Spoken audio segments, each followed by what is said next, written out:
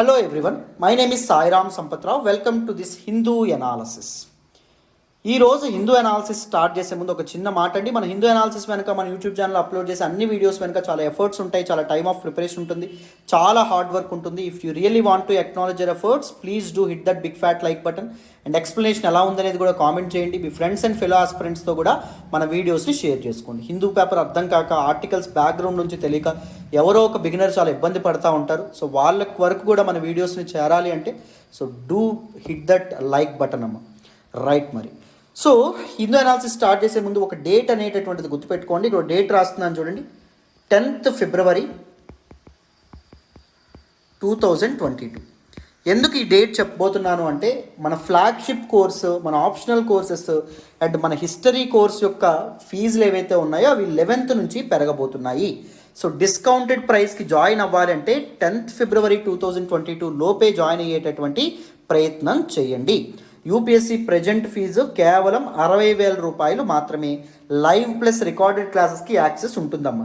So 60,000 రూపాయలు ఒకేసారి కట్టాలంటే కట్టక్కర్లేదు. నెలకి 5,000 రూపాయల చొప్పున కడితే సరిపోతుంది. నెలకి 5,000 రూపాయల చొప్పున కట్టుకుంటూ మీరు చక్కగా యూపీఎస్సీ ఇన్ఫినిటీలో జాయిన్ అవ్వచ్చు. ఏమొస్తాయి యూపీఎస్సీ ఇన్ఫినిటీలో జాయిన్ అయితే? ప్రిలిమ్స్, మెయిన్స్ ప్లస్ సీసాట్ క్లాసెస్కి అన్లిమిటెడ్ యాక్సెస్ అనేది వస్తుంది. లైఫ్ టైం వ్యాలిడిటీతో క్లాసులు అనేటటువంటివి చెప్పబడతాయి. ఆల్ ఎన్సీఆర్టీ ఫౌండేషన్ క్లాసెస్ కూడా మీకు యాక్సెస్ అనేది రావడం అనేటటువంటి జరుగుతుంది. ఎన్సీఆర్టీ ఫౌండేషన్ కోర్స్ ఒక్కటే 15,000 అమ్మ. అన్నింటికీ మీకు యాక్సెస్ అనేటటువంటిది ఇవ్వడం అనేటటువంటిది జరుగుతుంది. APPSC, TSPSC group 1, group 2 classes extra syllabus ఏదైతే ఉంటుందో, APPSC extra syllabus, TSPSC extra syllabus కూడా మీకు ప్రొవైడ్ చేయడం అనేది జరుగుతుంది. వాటి కోసం వేరే ఇన్స్టిట్యూట్లుగా లేకపోతే వేరే దగ్గరికి పరిగెట్టాల్సినటువంటి అవసరమేం లేదు. ఫ్రీ ఆఫ్ కాస్ట్ కాంప్లిమెంటరీగా వస్తాయి. And bank, RBI grade B, SSC, RRB classes కూడా మీకు ఫ్రీ ఆఫ్ కాస్ట్ రావడం అనేటటువంటిది జరుగుతుంది. So validity only 10th February వరకు మాత్రమే. సో ఎవరైనా జాయిన్ అవ్వాలనుకుంటే www.ltxclasses.com వెబ్సైట్ అయినా విజిట్ చేసి జాయిన్ అవ్వచ్చు. లేకపోతే ప్రత్యూష మేడం నెంబర్ 7893899553 మేడం నెంబర్కి ఫోన్ చేసైనా మీరు జాయిన్ అవ్వచ్చు. మళ్ళీ మీకు ఒకటి చెప్తున్నాను, మీరు తెలుగు రాష్ట్రాల్లో ఏదో ఒక ఇన్స్టిట్యూట్ ద బెస్ట్ ఇన్స్టిట్యూట్ అనుకుంటారా, ఆ ఇన్స్టిట్యూట్తోనే మన ఇన్స్టిట్యూట్ని కంపేర్ చేయండి. ఫీజ్ కంపేర్ చేయండి, వ్యాలిడిటీ కంపేర్ చేయండి, క్వాలిటీ కంపేర్ చేయండి, దాంతోపాటు బేసిక్స్ నుంచి చెప్తున్నారో లేదో కంపేర్ చేయండి. ప్రతిదీ కంపేర్ చేసిన తర్వాత మాత్రమే డెసిషన్ అనేటటువంటిది తీసుకోండి. నేను పూర్తి స్థాయిలో చెప్పగలను. నన్ను నమ్మండి, నన్ను నమ్మి జాయిన్ అవ్వండి. మీ నమ్మకం అయితే ఒమ్ము కాదు. డీటెయిల్గా ఇన్ డెప్త్ క్లాసెస్ అనేవి మీరు నేర్చుకుంటారు. అండ్ దాంతోపాటు మీకు ఆప్షనల్స్, నేను చెప్పేటటువంటి ఆప్షనల్ చూడండి. యాంథ్రోపాలజీ, సోషియాలజీ ఆప్షనల్స్ నేను చెప్తాను. డీటెయిల్డ్గా ఇన్ డెప్త్ కాన్సెప్చువల్ క్లారిటీతో మన అమ్మ భాషలో, తెలుగు భాషలో మనం చక్కగా నేర్చుకోవడం అనేటటువంటి జరుగుతుంది. ఈవెన్ హిస్టరీ కూడా నేనే టేకప్ చేస్తానండి. History recorded classes present 5,000 rupees మాత్రమేనమ్మా. 5,000 రూపీస్కి లైఫ్ టైం వ్యాలిడిటీతో మీకు రికార్డెడ్ క్లాసెస్కి యాక్సెస్ అనేది ఉంటుంది. Ancient history, medieval history, modern history, post independence history, world history and దాంతోపాటు ఆర్ట్ అండ్ కల్చర్ క్లాసెస్, వీటి యొక్క ద బెస్ట్ నోట్స్ అనేటటువంటిది కూడా నేను ప్రొవైడ్ చేయడం అనేటటువంటిది జరుగుతుంది. సో ఈ 5,000 కాస్త 11th నుంచి 7,000 అవ్వబోతుందమ్మా. సో ఈలోపే జాయిన్ అయ్యేటటువంటి ప్రయత్నం చేయండి. ఒకసారి కావాలంటే డెమో వీడియోస్ చూడండి. చక్కగా కథల రూపంలో డీటెయిల్డ్గా ఇన్ డెప్త్ మనం చెప్పుకుంటాం. సో మీకు చాలా చాలా వాల్యూ ఎడిషన్ అయితే ఉంటుంది. డౌట్స్ ఏమైనా ఉంటే అడ్మిషన్స్ సంబంధించి ఈ నెంబర్కి ఫోన్ చేయండి, మేడంతో మాట్లాడండి. మేడంతో మాట్లాడి డెసిషన్ అనేటటువంటిది తీసుకోండి. అన్ని కోర్సెస్ మీద కూడా మీకు లైఫ్ టైం వ్యాలిడిటీ అనేది వస్తుంది, ఉపయోగించుకోండి. ఎన్సీఆర్టీ ఫౌండేషన్ కోర్స్ కూడా మీకు జస్ట్ 15,000 రూపీస్ మాత్రమే. ఎవరైతే ఇప్పటివరకు ఎన్సీఆర్టీ ఫౌండేషన్ కోర్స్ జాయిన్ అయ్యారో let me congratulate you all. Because చాలా బేసిక్స్ నుంచి ఇన్ డెప్త్, మనం వర్డ్ టు వర్డ్ చెప్తాం కాబట్టి ఇన్ డెప్త్ మీరు బేసిక్స్ నేర్చుకుంటారు, ఫౌండేషన్ ఏర్పడుతుంది. సో 15,000 కాస్త 20,000 రూపీస్ అవుతుంది 11వ తారీఖు నుంచి. సో అందుకే చక్కగా జాయిన్ అవ్వండి. 15,000 కూడా మీరు ఒకేసారి కట్టక్కర్లేదు. నెలకు 5,000 చొప్పున కూడా కడుతూ ఎన్సీఆర్టీ ఫౌండేషన్ కోర్స్ మీరు తీసుకోవచ్చు అమ్మ. ఓకేనా? మళ్ళీ చెప్తున్నాను, చక్కగా జాయిన్ అయ్యేటటువంటి ప్రయత్నం చేయండి. ఓకేనా? మరి హిందూ అనాలిసిస్లో మొదటి ఆర్టికల్ డిస్కస్ చేద్దాం, వినండి అమ్మ. ఈరోజు హిందూ అనాలిసిస్లో మనం మాట్లాడుకునే మొదటి ఆర్టికల్ చూడండి అమ్మ. Supreme court weigh between national security and judicial scrutiny. Very important article regarding GS paper 2 నాన్న. పాలిటీ అండ్ గవర్నెన్స్లో మనం మాట్లాడుకోవడం అనేది జరుగుతుంది. ఈ ఆర్టికల్ నేను ద హిందూలోని ఢిల్లీ ఎడిషన్లో పేజ్ నెంబర్ 8 నుంచి సెలెక్ట్ చేసుకోవడం అనేది జరిగింది. చాలా ఇంపార్టెంట్ ఆర్టికల్. ఈ ఆర్టికల్ మీకు అర్థం కావాలంటే మీకు ముందు బ్యాక్గ్రౌండ్ అనేటటువంటిది అర్థం కావాలి. ఏంటి సార్ బ్యాక్గ్రౌండ్? మలయాళం లాంగ్వేజ్కి చెందినటువంటి ఒక మీడియా ఛానల్, ఒక న్యూస్ ఛానల్ ఆ న్యూస్ ఛానల్ పేరేంటి అంటే మీడియా వన్ టీవీ. సో ఈ మీడియా వన్ టీవీ యొక్క ప్రసారాలు ఏవైతే ఉంటాయో వాటిని information and broadcasting ministry, central information and broadcasting ministry ఏదైతే ఉంటుందో అది క్లోజ్ చేయడం అనేటటువంటిది జరిగింది, ప్రసారాలు నిలిపివేయడం అనేటటువంటిది జరిగింది. సో మీడియా వన్ టీవీ ఎందుకండి నిలిపివేశారు అంటే, so this union ministry of information and broadcasting వాళ్ళు ఏం చెప్పారు అంటే ఫర్ సెక్యూరిటీ రీజన్స్ అని చెప్పారు. What kind of security reasons sir అంటే, ఏమో మాకు తెలీదు, యూనియన్ హోమ్ మినిస్ట్రీ మాకు సెక్యూరిటీ క్లియరెన్స్ ఇవ్వలేదు మీ యొక్క ప్రసారాలు అనేటటువంటివి కంటిన్యూ చేయడానికి అని చెప్పి union ministry of information and broadcasting వాళ్ళు చెప్పడం అనేటటువంటి జరిగింది. మరి మీడియా వన్ టీవీ ఏదైతే ఉంటుందో ఇది కేరళ హైకోర్టుని ఆశ్రయించడం అనేటటువంటి జరిగింది.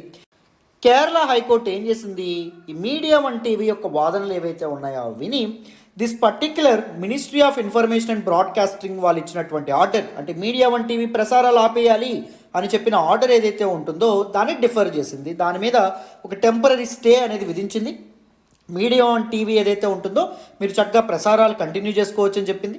ఇంతలో దిస్ యూనియన్ హోమ్ మినిస్ట్రీ ఏదైతే ఉంటుందో యూనియన్ హోమ్ మినిస్ట్రీకి అండ్ ఇన్ఫర్మేషన్ అండ్ బ్రాడ్కాస్టింగ్ మినిస్ట్రీకి ఒక క్వశ్చన్ అడిగింది, దేన్ని బేస్ చేసుకొని మీరు దిస్ మీడియా వన్ టీవీ ప్రసారాలు ఆపేశారు, ఏంటా security concerns and security issues అనేటటువంటివి మా ముందు ప్రవేశపెట్టండి, డాక్యుమెంట్స్ అనేవి మా ముందుకు తీసుకురండి, మేము పరిశీలించి ఈ టీవీ ఛానల్ యొక్క ప్రసారాలు నిలిపివేయాలా లేకపోతే కంటిన్యూ చేయాలా అనేటటువంటి వెర్డిక్ట్ అనేటటువంటి నిర్ణయం మేము తీసుకుంటాము అని చెప్పి అంది. సో సెంట్రల్ గవర్నమెంట్ నుంచి హాజరైనటువంటి అసిస్టెంట్ సొలిసిటర్ జనరల్ ఆయన ఏం చెప్పారు అంటే, law doesn't permit disclosure of the national security reasons. So national security reasons వల్ల అంటే జాతీయ భద్రతకు సంబంధించినటువంటి విషయాల వల్ల మేము ఆ పర్టికులర్ డాక్యుమెంట్స్ని మీ ముందు ప్రవేశపెట్టలేము అని చెప్పడం అనేటటువంటిది జరిగింది. అయితే సెంట్రల్ గవర్నమెంట్ ఇచ్చినటువంటి ఈ పర్టికులర్ ఆన్సర్ని కేరళ హైకోర్టు ఏదైతే ఉంటుందో అది తిప్పికొట్టడం అనేటటువంటిది జరిగింది. అండ్ దిస్ పర్టిక్యులర్ ఇన్సిడెంట్ దేనికి దారితీసింది అంటే, age old question, that is whether the state can use national security as a ground to limit judicial scrutiny, judicial review, న్యాయ విచారణని తప్పించుకునేందుకు నేషనల్ సెక్యూరిటీ, జాతీయ భద్రత అనేటటువంటి ఒక టూల్ని ఒక పనిముట్టుగా వాడుకోవచ్చా అనేటటువంటి కాన్సెప్ట్ని ఒక వెపన్గా వాడుకోవచ్చా సెంట్రల్ గవర్నమెంట్ అని చెప్పి మళ్ళీ ప్రశ్న అనేటటువంటిది రైజ్ అవ్వడం అనేటటువంటిది లైమ్ లైట్లోకి రావడం అనేటటువంటి జరిగింది. సో బ్యాక్గ్రౌండ్ మీకు అర్థమైందని అనుకుంటున్నాను. ఇప్పుడు నేను పీడిఎఫ్ చూపిస్తూ మీకు ఎక్స్ప్లెయిన్ చేస్తాను. And related cases regarding this particular question, that is whether state can use national security as a ground to limit judicial scrutiny, వాటి గురించి కూడా మనం తెలుసుకుందాం. జాగ్రత్తగా వినండి. చూడండి, నేను ఇప్పటివరకు చెప్పిందే ఇక్కడ చెప్తున్నాను.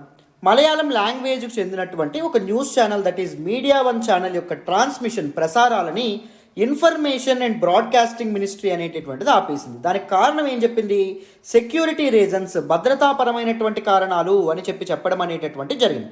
సో ఈ ఆర్డర్ అనేటటువంటిది ఎందుకు ఇష్యూ చేయడం అనేది జరిగిందంటే ఏం చెప్పారు, because it had not been granted security clearance by the home ministry. Home ministry security clearance మాకు ఇవ్వలేదు, మీ ప్రసారాలు అనేవి కంటిన్యూ చేయమని చెప్పడం అనేటటువంటి జరిగింది. వెంటనే this particular media one channel Kerala హైకోర్టుని ఆశ్రయించడం అనేది జరిగింది. కేరళ హైకోర్టు యొక్క సింగిల్ జడ్జ్ బెంచ్ ఏదైతే ఉంటుందో ఇది టెంపరీగా ఇన్ఫర్మేషన్ అండ్ బ్రాడ్కాస్టింగ్ మినిస్ట్రీ ఇచ్చినటువంటి ఆర్డర్ని డిఫర్ చేసింది, దాని మీద స్టే విధించింది. And directed the union home ministry to produce the documents including files in connection with the ban order. So ఎందుకు ఈ బ్యాన్ అనేది చేశారు, సెక్యూరిటీ రీజన్స్ అని చెప్పారు కదా, what kind of security reasons, so వీటి గురించి రిలవెంట్ డాక్యుమెంట్స్ మా ముందు ప్రొడ్యూస్ చేయండి అని అడిగిందమ్మా. సో కేరళ హైకోర్టు యొక్క ప్రశ్నకి సెంట్రల్ గవర్నమెంట్ నుంచి ఎవరు వచ్చారు, assistant solicitor general government of India నుంచి సో వాదనకు రావడం అనేటటువంటిది జరిగింది, కోర్టుకు రావడం అనేటటువంటి జరిగింది. ఈయన ఏం చెప్పారు, law doesn't permit disclosure of national security reasons. So national సెక్యూరిటీకి సంబంధించినటువంటి డాక్యుమెంట్స్ జాతీయ భద్రతాపరమైనటువంటి కారణాల వల్ల ప్రొడ్యూస్ చేయడం కుదరదు, చట్టం కూడా దానికి పర్మిట్ చేయదు అని అండం అనేటటువంటి జరిగింది. ఎందుకు ఆ నిర్ణయం తీసుకున్నామంటే ఇంటెలిజెన్స్ రిపోర్ట్ అనేటటువంటిది రావడం అనేది జరిగింది యూనియన్ హోమ్ మినిస్ట్రీకి. ఎవరి గురించి, దిస్ మీడియా వన్ ఛానల్ గురించి, అందుకే సెక్యూరిటీ క్లియరెన్స్ ఈ ఛానల్కి మేము ఇవ్వలేదు అని చెప్పడం అనేటటువంటి జరిగింది. కానీ కోర్టు సెంట్రల్ గవర్నమెంట్ యొక్క ఆన్సర్ ఏదైతే ఉంటుందో, సెంట్రల్ గవర్నమెంట్ యొక్క ఇంటరిమ్ ఆర్డర్ కోసం ఒక ఇంటర్మీడియట్ ఆర్డర్, బ్యాన్ ఆర్డర్ అనేటటువంటిది మీరు ఇవ్వండి అని కేరళ హైకోర్టుకి అడిగితే కేరళ హైకోర్టు దాన్ని డినై చేయడం అనేటటువంటిది జరిగింది. సో దిస్ పర్టికులర్ ఇన్సిడెంట్ మళ్ళీ ఒక ప్రశ్నని లైమ్ లైట్లోకి తీసుకురావడం అనేది జరిగింది. ఏంటా ప్రశ్న? Whether the state can use national security as a ground or weapon to limit judicial scrutiny. న్యాయ విచారణని తప్పించుకోవడానికి సెంట్రల్ గవర్నమెంట్ లేదా రాజ్యం ఏదైతే ఉంటుందో రాజ్యము నేషనల్ సెక్యూరిటీ అనేటటువంటి ఒక క్లాజ్ను ఉపయోగించవచ్చా, అనేటటువంటి ఒక ఆయుధాన్ని ఉపయోగించవచ్చా, ఉపయోగించడం ఎంతవరకు కరెక్ట్ అనేటటువంటి ప్రశ్న ఇక్కడ లేవనెత్తడం అనేటటువంటిది జరిగిందమ్మ. మరి ఇలాంటి క్వశ్చనే లైమ్ లైట్లోకి ఎప్పుడు వచ్చింది? ముందు డిఫరెంట్ కేసెస్లో వచ్చింది అంటున్నారు.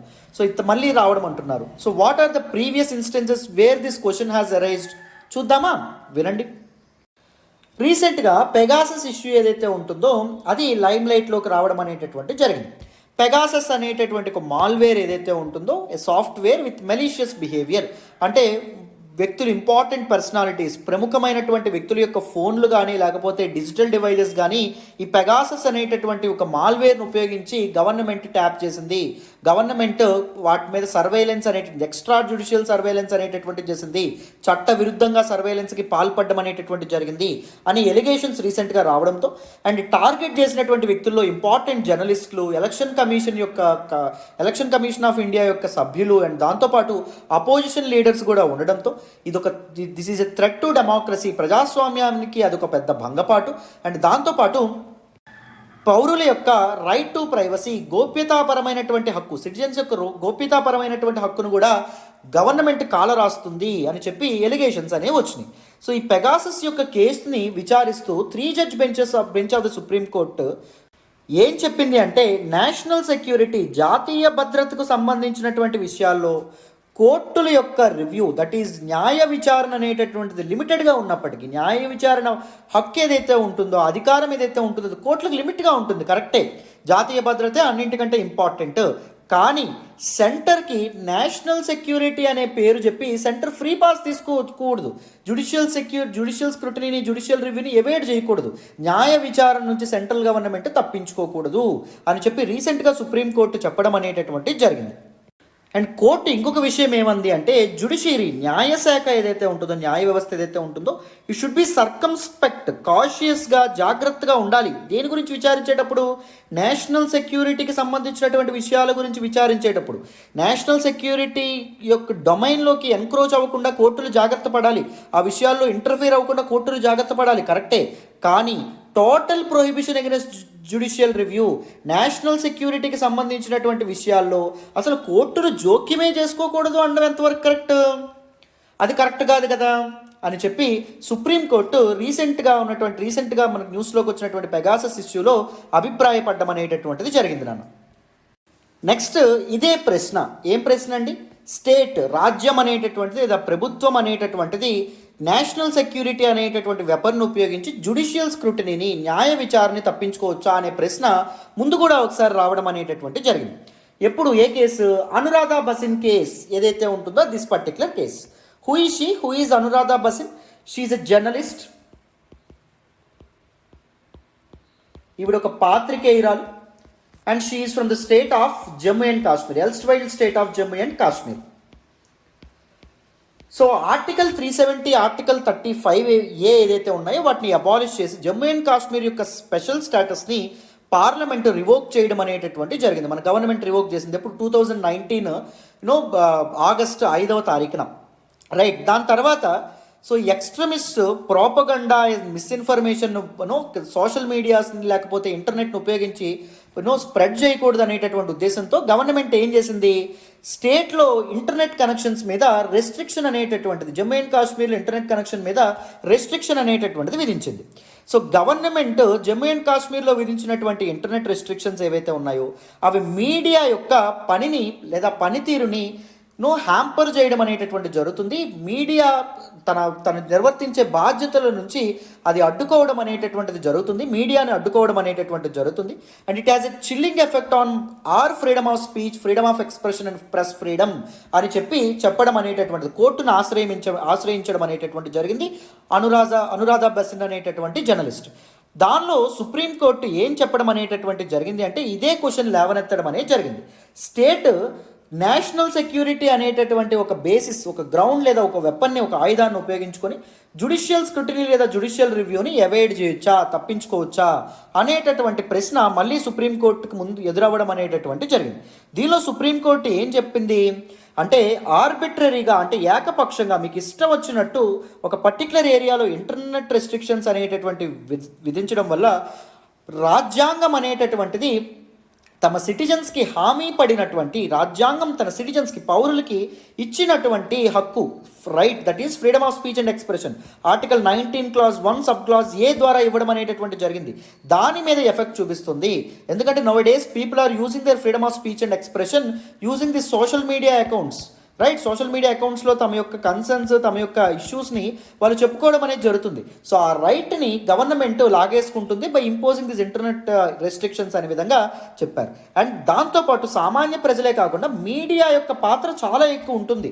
బెటర్ గవర్నెన్స్లో కానీ, ట్రాన్స్పరెన్సీ ఎన్ష్యూర్ చేయడంలో కానీ, గవర్నెన్స్లో అండ్ బెటర్ అకౌంటబిలిటీ ఎన్ష్యూర్ చేయడంలో మరి మీడియా యొక్క పనితీరును కూడా ఇది హ్యాంపర్ చేస్తుందా లేదా, మీడియా యొక్క పనిని కూడా ఇది నిర్వీర్యం, డైల్యూట్ చేస్తుందా లేదా అని చెప్పి సుప్రీంకోర్టు మాట్లాడడం అనేటటువంటి జరిగింది.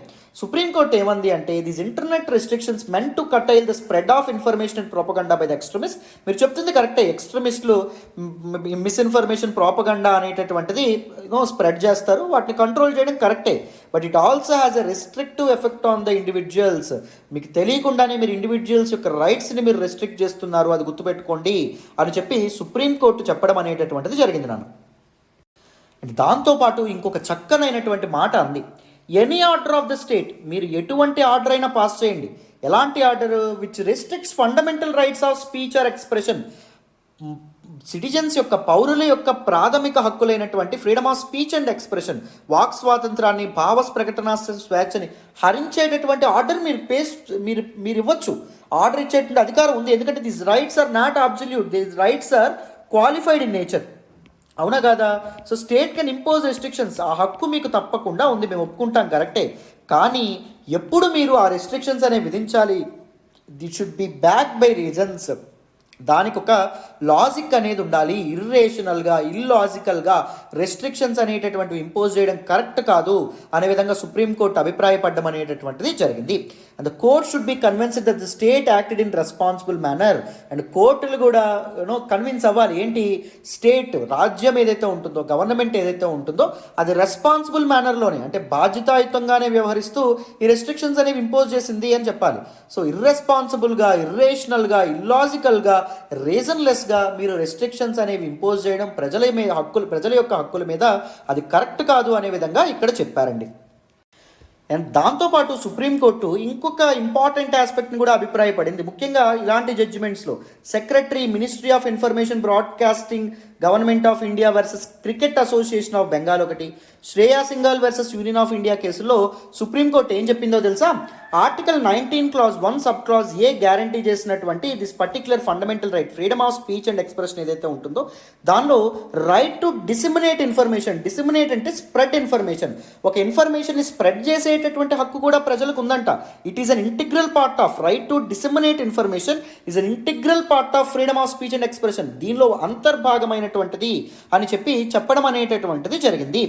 So this wider range of circulation of information or its greater impact. ఒక ఇన్ఫర్మేషన్ సర్క్యులేట్ చేయబడ్డం కానీ, లేకపోతే దానివల్ల ఏదో ఇంపాక్ట్ పడుతుందని కానీ, నేషనల్ సెక్యూరిటీకి, నేషనల్ ఆర్డర్కి, ఇలాంటివి ఏవైతే ఉన్నాయో ఇలాంటి కారణాలు చెప్పి ఇన్ఫర్మేషన్ని యాక్సెస్ చేయడంలో రెస్ట్రిక్షన్స్ అనేటటువంటి విధించడం తగదు అని చెప్పడం అనేటటువంటిది జరిగింది. So the circulation of wider range of circulation of information లేదా డిసెమినేటింగ్ ఇన్ఫర్మేషన్ హ్యాడ్ గ్రేటర్ ఇంపాక్ట్ అనేటటువంటి కారణంతో నువ్వు ఇన్ఫర్మేషన్కి యాక్సెసిబిలిటీని రెస్ట్రిక్ట్ చేయకూడదు గవర్నమెంట్స్ అనే విధంగా సుప్రీంకోర్టు కూడా అభిప్రాయపడడం అనేది జరిగిందమ్మ. ఎంత చక్కనైనటువంటి ఆర్టికల్లో చూడండి. So there is a question that ఇప్పటికీ చాలామందిలో ఎవాల్వ్ అవుతున్నటువంటి question, opposition parties fingers raise చేస్తున్నటువంటి ప్రశ్న ఏంటంటే, government, that is central government, national security, జాతీయ భద్రత అనేటటువంటి పేరు చెప్పి తను తీసుకున్నటువంటి డెసిషన్స్ నుంచి జ్యుడిషియల్ రివ్యూ ఏదైతే ఉంటుందో, న్యాయ విచారణని ఎవేడ్ చేస్తుంది, న్యాయ విచారణ నుంచి తప్పించుకోవాలని ప్రయత్నిస్తుంది అని మనకి ఇక్కడ చెప్పడం అనేటటువంటిది జరిగింది. సో దీని గురించి ఏమైనా క్వశ్చన్ వస్తే మీరు బెటర్ ఆర్గ్యుమెంట్స్ అనేవి రాయగలిగితే మంచి మార్క్స్ అనేటటువంటివి మీకు ఫెచ్ అవుతాయి. ఓకేనా, డీటెయిల్డ్గా ఇన్డెప్త్ దిస్ పర్టిక్యులర్ ఆర్టికల్ నేను ఎక్స్ప్లెయిన్ చేశానని అనుకుంటున్నాను. మరి నెక్స్ట్ ఆర్టికల్ మాట్లాడదాం, వినండి. ఈరోజు హిందూ అనాలిసిస్లో మనం మాట్లాడుకునే నెక్స్ట్ ఆర్టికల్ చూడండి. Satkosia making fresh attempts to become a suitable tiger habitat. So అసలు న్యూస్లోకి ఏమొచ్చింది అంటే, ది సత్కోజియా టైగర్ రిజర్వ్ ఏదైతే ఉంటుందో ఇది ఒడిశాలో ఉందమ్మా. 15 years ముందు దీనికి టైగర్ రిజర్వ్గా రికగ్నిషన్ అనేటటువంటిది రావడం అనేది జరిగింది. బట్ కానీ టైగర్ పాపులేషన్ అనేటటువంటిది పెంచడంలో ఇది ఎటువంటి గుడ్ రిజల్ట్స్ని సాధించలేదు. బట్ కానీ ఇప్పుడు అధికారులు అండ్ యాజమాన్యం అండ్ అడ్మినిస్ట్రేషన్ వాళ్ళు ఈసారి చాలా కమిటెడ్గా ఉండడం అనేటటువంటిది జరిగిందంట. దిస్ టైగర్ రిజర్వ్లో బిగ్ క్యాట్స్ నెంబర్స్ అంటే టైగర్స్ యొక్క నెంబర్ పెంచడానికి టైగర్ హ్యాబిటేట్గా దాన్ని తీర్చిదిద్దాలనేటటువంటి ప్రయత్నాలు ముమ్మరం చేస్తున్నట్టు వాళ్ళు చెప్పారండి, స్పీడప్ చేస్తున్నట్టు చెప్పారు. ది సత్కోజియా టైగర్ రిజర్వ్ ఏదైతే ఉంటుందో it is a tiger reserve located in the Angul district of Odisha. ఒడిశాలోని అంగూల్ డిస్ట్రిక్ట్లో ఉండడం అనేటటువంటిది జరిగింది. So this reserve is located where Mahanadi river of Odisha passes through a long gorge in the Eastern Ghat mountains. So Eastern Ghats mountains గుండా Mahanadi river ఎక్కడైతే pass అవ్వడం అనేది జరుగుతుందో సో అక్కడ దిస్ టైగర్ రిజర్వ్ అనేటటువంటిది ఉండడం అనేది జరిగిందంట. It was declared as a tiger reserve in 2007. 2007లో దీన్ని సరిగ్గా 15 సంవత్సరాల ముందు టైగర్ రిజర్వ్గా గుర్తించడం అనేటటువంటి జరిగింది. And this tiger reserve comprises of Satkosia gorge wild life sanctuary and adjacent Baisipalli wild life sanctuary. ఈ 2 శాంక్చురీలు కలిపి దీనిలో భాగంగా ఉండడం అనేటటువంటిది జరిగిందంట. So this particular Satkosia tiger రిజర్వ్లో టైగర్స్ యొక్క పాపులేషన్ అనేటటువంటిది పెంచడానికి 2018లో ఒక మిషన్ అనేటటువంటి ఒక ప్రోగ్రామ్ అనేటటువంటిది స్టార్ట్ చేశారు. అది India's first interstate tiger relocation programme. ఒక టైగర్ రిజర్వ్ నుంచి వేరే టైగర్ రిజర్వ్స్కి టైగర్ని రీలొకేట్ చేసేటటువంటి ప్రోగ్రామ్ స్టార్ట్ చేశారండి. సో ఎక్కడి నుంచి తీసుకొచ్చారు? Pair of tigers. సో అంటే 2 టైగర్స్ని తీసుకురావడం అనేటటువంటి జరిగింది. Pair of tiger and tigress, right? అంటే ఒక టైగర్, ఒక ఆడది, ఒకటి మగది. ఎక్కడి నుంచి? Kanha tiger reserve in Madhya Pradesh and Bandhavgarh tiger reserve in Madhya Pradesh. అక్కడి నుంచి తీసుకురావడం అనేటటువంటిది జరిగిందంటాము. సో దో మెనీ ఎఫర్ట్స్, కానీ ఇప్పటికీ టైగర్ పాపులేషన్ అక్కడ పెరగలేదంట. బట్ ఇప్పుడు ఫుల్ ఎఫర్ట్స్తో ముందుకు వస్తామని చెప్పి చెప్పడం అనేటటువంటిది ఫ్రెష్గా ఎఫర్ట్స్ అనేటటువంటిది స్టార్ట్ చేస్తాం. సో ఇప్పుడు ఫుల్ ఎఫర్ట్స్తో ముందుకు వస్తామనే విధంగా మనకి దిస్ పర్టిక్యులర్ ఆర్టికల్లో చెప్పారు. So very very important article. Tiger reserves గురించి టైమ్ అండ్ అగైన్ యూపీఎస్సీ అడుగుతూనే ఉంది ప్రిలిమ్స్లో క్వశ్చన్స్. సో ఇలాంటి ఆర్టికల్స్ మీద మీరు ఎక్కువగా ఫోకస్ చేయాలి, ఓకేనా? మరి నెక్స్ట్ ఆర్టికల్ మాట్లాడదాం, వినండి. ఈరోజు హిందూ అనాలిసిస్లో మనం మాట్లాడుకునే నెక్స్ట్ ఆర్టికల్ చూడండి. Green bonds to have long tenure says centre. Very very important article regarding GS paper 3 ఇన్ఫ్రాస్ట్రక్చర్లోను, జిఎస్ పేపర్ 3 ఎన్విరాన్మెంట్ అండ్ ఎకాలజీలో కూడా మనం ఈ ఆర్టికల్ని మాట్లాడుకోవడం అనేటటువంటిది జరుగుతుంది. చాలా ఇంపార్టెంట్ ఆర్టికల్. రీసెంట్గా ఫినాన్స్ మినిస్టర్ నిర్మలా సీతారామన్ గారు ఒక ఈవెంట్లో పార్టిసిపేట్ చేస్తూ ఒక మాట అన్నారు. ఏంటి? The issuance of sovereign green bonds is going to be part of Indian government's overall borrowing programme. Borrowing అంటే అప్పు తీసుకురావడం. సో ఇండియన్ గవర్నమెంట్ అప్పు తీసుకురావడానికి ఏం ఇష్యూ చేయబోతుందంట? సోవరెన్ గ్రీన్ బాండ్స్ ఏవైతే ఉంటాయో వాటిని ఇష్యూ చేయబోతుందంట. ఎప్పుడైనా గుర్తుపెట్టుకోండి, బాండ్స్ ముందు సావరెన్ అనే పదం ఉంటే దాని అర్థం ఏంటి అంటే గవర్నమెంట్ ఇష్యూ చేస్తున్నటువంటి బాండ్ అని చెప్పి అర్థం. వాట్ ఎగ్జాక్ట్లీ ఈజ్ బాండ్ అండి? Bond is actually A financial instrument. Instrument అంటే టూల్ అని చెప్పి అర్థం. ఇన్స్ట్రుమెంట్ అంటే ఒక సాధనము అని చెప్పి అర్థం. ఇది ఎందుకు ఉపయోగపడుతుంది ఈ సాధనం అంట? ఫినాన్సెస్ని ట్రేడ్ చేయడానికి ఉపయోగపడుతుంది. అంటే డబ్బులు సర్ప్లస్ ఉన్నటువంటి వ్యక్తుల దగ్గర నుంచి డబ్బులు డెఫిసిట్ ఉండేటటువంటి వ్యక్తులకి డబ్బులు రావడానికి ఈ బాండ్ ఏదైతే ఉంటుందో దాన్ని ఒక టూల్ లాగా వాడతారనమాట. సపోజ్ గవర్నమెంట్ బాండ్ ఇష్యూ చేసిందంటే దాని అర్థం ఏంటి? గవర్నమెంట్కి డబ్బు కావాలి. గవర్నమెంట్కి డబ్బు కావాల్సినప్పుడు గవర్నమెంట్ ఏం చేస్తుంది? బాండ్స్ ఇష్యూ చేస్తుంది. దాన్ని సావరెన్ బాండ్ అంటాం. సో బాండ్ మీద ఏముండడం అనేటటువంటి జరుగుతుంది? ఒక ఫేస్ వాల్యూ ఉండడం అనేటటువంటి జరుగుతుంది. అండ్ దాంతోపాటు కూపన్ కోడ్ ఉండడం అనేటటువంటి జరుగుతుంది. కూపన్ రేట్ అని కూడా అంటారు. అండ్ మూడవది ఏంటి అంటే మెచ్యూరిటీ పీరియడ్ ఉండడం అనేటటువంటి జరుగుతుంది. సపోజ్ ఫేస్ వాల్యూ 10,000 ఉందనుకోండి, గవర్నమెంట్కి ఎంత కావాలని అర్థం? 10,000 కావాలని అర్థం. కూపన్ రేట్ 10% ఉందనుకోండి, గవర్నమెంట్ ఆ బాండ్ కొన్న వాళ్ళకి ఎంత ఇంట్రెస్ట్ రేట్ పే చేస్తుంది? 10% పే చేస్తుందని అర్థం. మెచ్యూరిటీ పీరియడ్ 10 years ఉందనుకోండి, అంటే అర్థం ఏంటి? 10 సంవత్సరాల తర్వాత దిస్ ప్రిన్సిపల్ అమౌంట్ 10,000 తిరిగి అప్పగిస్తుంది అని అర్థం. సో మీరు ఒకవేళ దిస్ పర్టిక్యులర్ బాండ్ ఏదైతే ఉంటుందో అది కొనుక్కోవాలంటే మీరు ప్రభుత్వానికి ఎంత కట్టాలి? 10,000 రూపాయలు కట్టాలి. దీనికి గవర్నమెంట్ సంవత్సరానికి 10% మీకు ఇంట్రెస్ట్ ఇస్తుంది. అంటే సంవత్సరానికి 1,000 రూపాయలు 10 సంవత్సరాల పాటు గవర్నమెంట్ ఇవ్వడం అనేటటువంటి జరుగుతుంది. సో మెచ్యూరిటీ పీరియడ్ 10 సంవత్సరాలు దాటిన తర్వాత ఎంత మెచ్యూరిటీ పీరియడ్ చెప్తే అంత మెచ్యూరిటీ పీరియడ్ దాటిన తర్వాత ఈ 10,000 కూడా మీకు తిరిగి ఇచ్చేయడం అనేటటువంటిది జరుగుతుందన్నమాట. సో గవర్నమెంట్ ఈ డబ్బుల్ని ఎందుకోసమైనా ఉపయోగించవచ్చు, రైట్. ఇది మీకు సావరెన్ బాండ్ అంటే అర్థమైంది. మరి సావరెన్ గ్రీన్ బాండ్ అంటే ఏంటి అంటే సింపుల్గా గవర్నమెంట్ ఎంత మనీని అయితే సమకూర్చుకుంటుందో బై ఇష్యూయింగ్ దిస్ బాండ్స్ అవన్నీ గ్రీన్ ఇన్ఫ్రాస్ట్రక్చర్ మీద ఇది చేసింది అనుకోండి, గ్రీన్ ఇన్ఫ్రాస్ట్రక్చర్ని ఏర్పాటు చేయడంలో ఖర్చు చేసింది అనుకోండి, సపోజ్ ఫారెస్ట్ కవర్ని పెంచడంలో కానీ, లేకపోతే ఫాగ్ టవర్స్ ఏవైతే ఉంటాయో వాటిని నిర్మించడం కానీ, లేకపోతే renewable energy resources solar plants ఇలాంటివి ఏర్పాటు చేసింది అనుకోండి. సో అందుకోసం ఆ పర్పస్ కోసం అవి ఏర్పాటు చేయడం కోసం గవర్నమెంట్ డబ్బులు సమకూర్చడానికి బాండ్స్ ఇష్యూ చేస్తే దాన్ని సావరెన్ గ్రీన్ బాండ్స్ అనేటటువంటి పేరుతో పిలుస్తాం. మీకు ఈజీగా అర్థమైందని చెప్పి అనుకుంటున్నాను. సో చూడండి, ది సావరెన్ గ్రీన్ బాండ్స్ ఏవైతే ఉన్నాయో ఇవి రూపీ డినామినేటెడ్ పేపర్స్. అంటే దీనిలో ఫేస్ వాల్యూ అనేది ఎలా ఉంటుంది, in the denomination of rupees ఉండడం అనేటటువంటి జరుగుతుంది. ఈ సావరెన్ గ్రీన్ బాండ్స్ని ఎవరైనా కొనొచ్చు, కానీ రూపాయలు చెల్లించి కొనాలి. అర్థమైందా? అది గుర్తుపెట్టుకోండి. Having a long tenure and maturity period చాలా ఎక్కువ కాలం ఉండడం అనేటటువంటి జరుగుతుంది. 20 years 25 years అలా ఉండడం అనేటటువంటి జరుగుతుంది. ఎందుకు ఉపయోగిస్తుంది గవర్నమెంట్? టు మొబిలైజ్ ఫినాన్సెస్, డబ్బులు సమకూర్చుకోవడానికి. ఎందుకు డబ్బులు దేనికోసం ఉపయోగిస్తుంది? గ్రీన్ ఇన్ఫ్రాస్ట్రక్చర్ ఏదైతే ఉంటుందో దాన్ని బిల్డ్ చేయడానికి. సపోజ్ ఎలక్ట్రిక్ వెహికల్ ప్లాంట్స్ పెట్టడం కానీ, లేకపోతే సోలార్ పవర్ ప్లాంట్స్ ఏవైతే ఉన్నాయో అవి నిర్మించడం కానీ, ఫారెస్ట్ కవర్ని పెంచే ప్రయత్నం కానీ, ఫాగ్ టవర్స్ ఏవైతే ఉంటాయో అవి నిర్మించడం కానీ, ఇవన్నీ చేస్తుంది అనమాట గవర్నమెంట్ దీని ద్వారా వచ్చిన డబ్బుతో. అర్థమైందా? The proceeds will be deployed in public sector projects which help in reducing the carbon intensity of the economy. చెప్పాను కదా, ఆర్థిక వ్యవస్థలో కార్బన్ ఇంటెన్సిటీ ఏదైతే ఉంటుందో, కార్బన్ వాడకం ఏదైతే ఉంటుందో, అండ్ దాంతోపాటు కార్బన్ ఉద్గారాలను వెలువరించేటటువంటి ఇండస్ట్రీస్, ఫాజిల్ ఫ్యూయల్స్ వాడేటటువంటి ఇండస్ట్రీస్ ఏవైతే ఉన్నాయో అవి రెన్యూవబుల్ ఎనర్జీ వాడే విధంగా వాటి మీద ఇన్వెస్ట్మెంట్ చేయడం అనేటటువంటి జరుగుతుంది. అర్థమైందా? సో అందుకోసం వాడతారన్నమాట. Sovereign green bond can provide a strong signal of the country's commitment to a low carbon economy. ఒక సావరెన్ గ్రీన్ బాండ్ అనేటటువంటిది ఇష్యూ చేస్తుంది అంటే ఒక గవర్నమెంట్, దాని అర్థం ఏంటి? గవర్నమెంట్ చాలా కమిట్మెంట్ చూపిస్తుంది. దేని గురించి?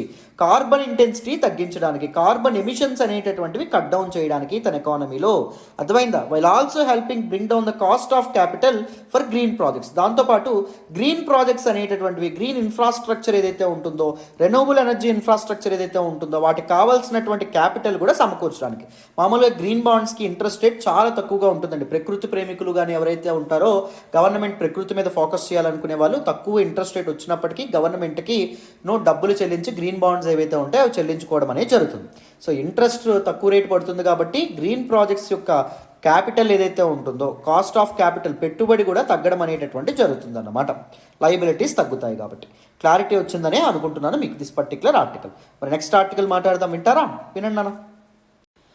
ఈరోజు హిందూ ఎనాలిసిస్లో మనం మాట్లాడుకునే నెక్స్ట్ ఆర్టికల్ చూడండి. సెంటర్ టు ట్వీక్ అంటే change, no build zone around monuments. Very very important article regarding GS paper 1 కల్చర్లో, GS paper 2 government policies and ఇంటర్వెన్షన్స్లో మనం మాట్లాడుకోవడం అనేటటువంటిది జరుగుతుంది. చాలా చాలా important article. So this particular monuments ఏవైతే ఉంటాయో వాటిని గవర్న్ చేసేటటువంటి యాక్ట్, చట్టం ఏంటి పార్లమెంట్ చేసింది? Ancient monuments and archaeological sites and remains act of 1958.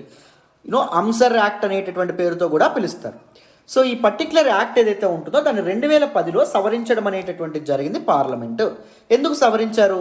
This particular centrally protected monuments ఏవైతే ఉన్నాయో, ఏన్షియంట్ అండ్ ప్రీషియస్ మాన్యుమెంట్స్ ఏవైతే ఉంటాయో ఆ మాన్యుమెంట్స్ చుట్టూరా ఉండేటటువంటి 100 meters రేడియస్ ఏదైతే ఉంటుందో, మాన్యుమెంట్ ఇక్కడ ఉందనుకోండి, 100 meters రేడియస్, 100 meters చుట్టూతా 100 meters ఈ రేడియస్లో ఉండేటటువంటి ఏరియాస్ ఏవైతే ఉన్నాయో వాటిని ప్రోహిబిటెడ్ ఏరియాస్గా డిక్లేర్ చేయడం అనేటటువంటి జరిగింది 2010 యొక్క అమెండ్మెంట్. అది నెక్స్ట్ 300 meters ఆఫ్ రేడియస్ ఏదైతే ఉంటుందో, అంటే ఇక్కడ నుంచి 300 meters రేడియస్ ఏదైతే ఉంటుందో, ఈ ప్రాంతం ఏదైతే ఉంటుందో ఈ ప్రాంతాన్ని రెగ్యులేటెడ్ ఏరియాగా గుర్తించడం అనేటటువంటి జరిగింది. ఇది ప్రోహిబిటెడ్ ఏరియా, ఇది regulated area.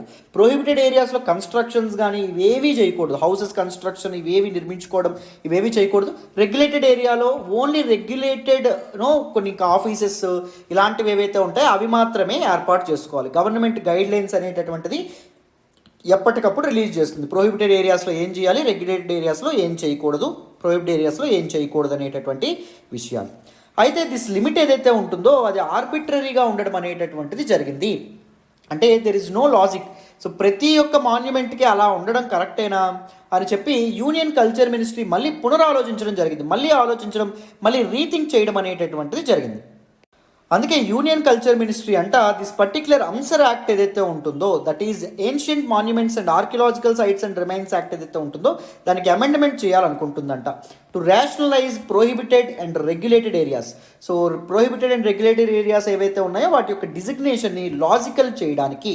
So it propose to have expert monument committees అనేటటువంటివి ఏర్పాటు చేసి ఈచ్ మాన్యుమెంట్కి ఒక ఎక్స్పర్ట్ మాన్యుమెంట్ కమిటీ అనేటటువంటిది ఏర్పాటు చేసి it will decide site specific prohibited area. So Taj మహల్కి ఎంత ప్రొహిబిటెడ్ ఏరియా ఉండాలి, లేకపోతే ఇంకేదో రామప్ప టెంపుల్కి ఎంత ప్రొహిబిటెడ్ ఏరియా ఉండాలి, మీకు అర్థమైంది కదా. సో ఒక్కొక్క దానికి ఒక్కొక్కటి. ఇప్పుడు అన్నింటికి యూనివర్సల్గా ఒకటే, ప్రతి మాన్యుమెంట్కి around 100 metres prohibited area, around 300 metres regulated area. ఇప్పుడు monument specific prohibited area limits ఏవైతే ఉంటాయో వాటిని తీసుకొచ్చేటటువంటి ప్రయత్నం సెంట్రల్ గవర్నమెంట్, ముఖ్యంగా యూనియన్ కల్చర్ మినిస్ట్రీ అనేది చేయబోతుంది. క్లారిటీ వచ్చిందా? మరి నెక్స్ట్ ఆర్టికల్ మాట్లాడదాం, వినండి నాన్న.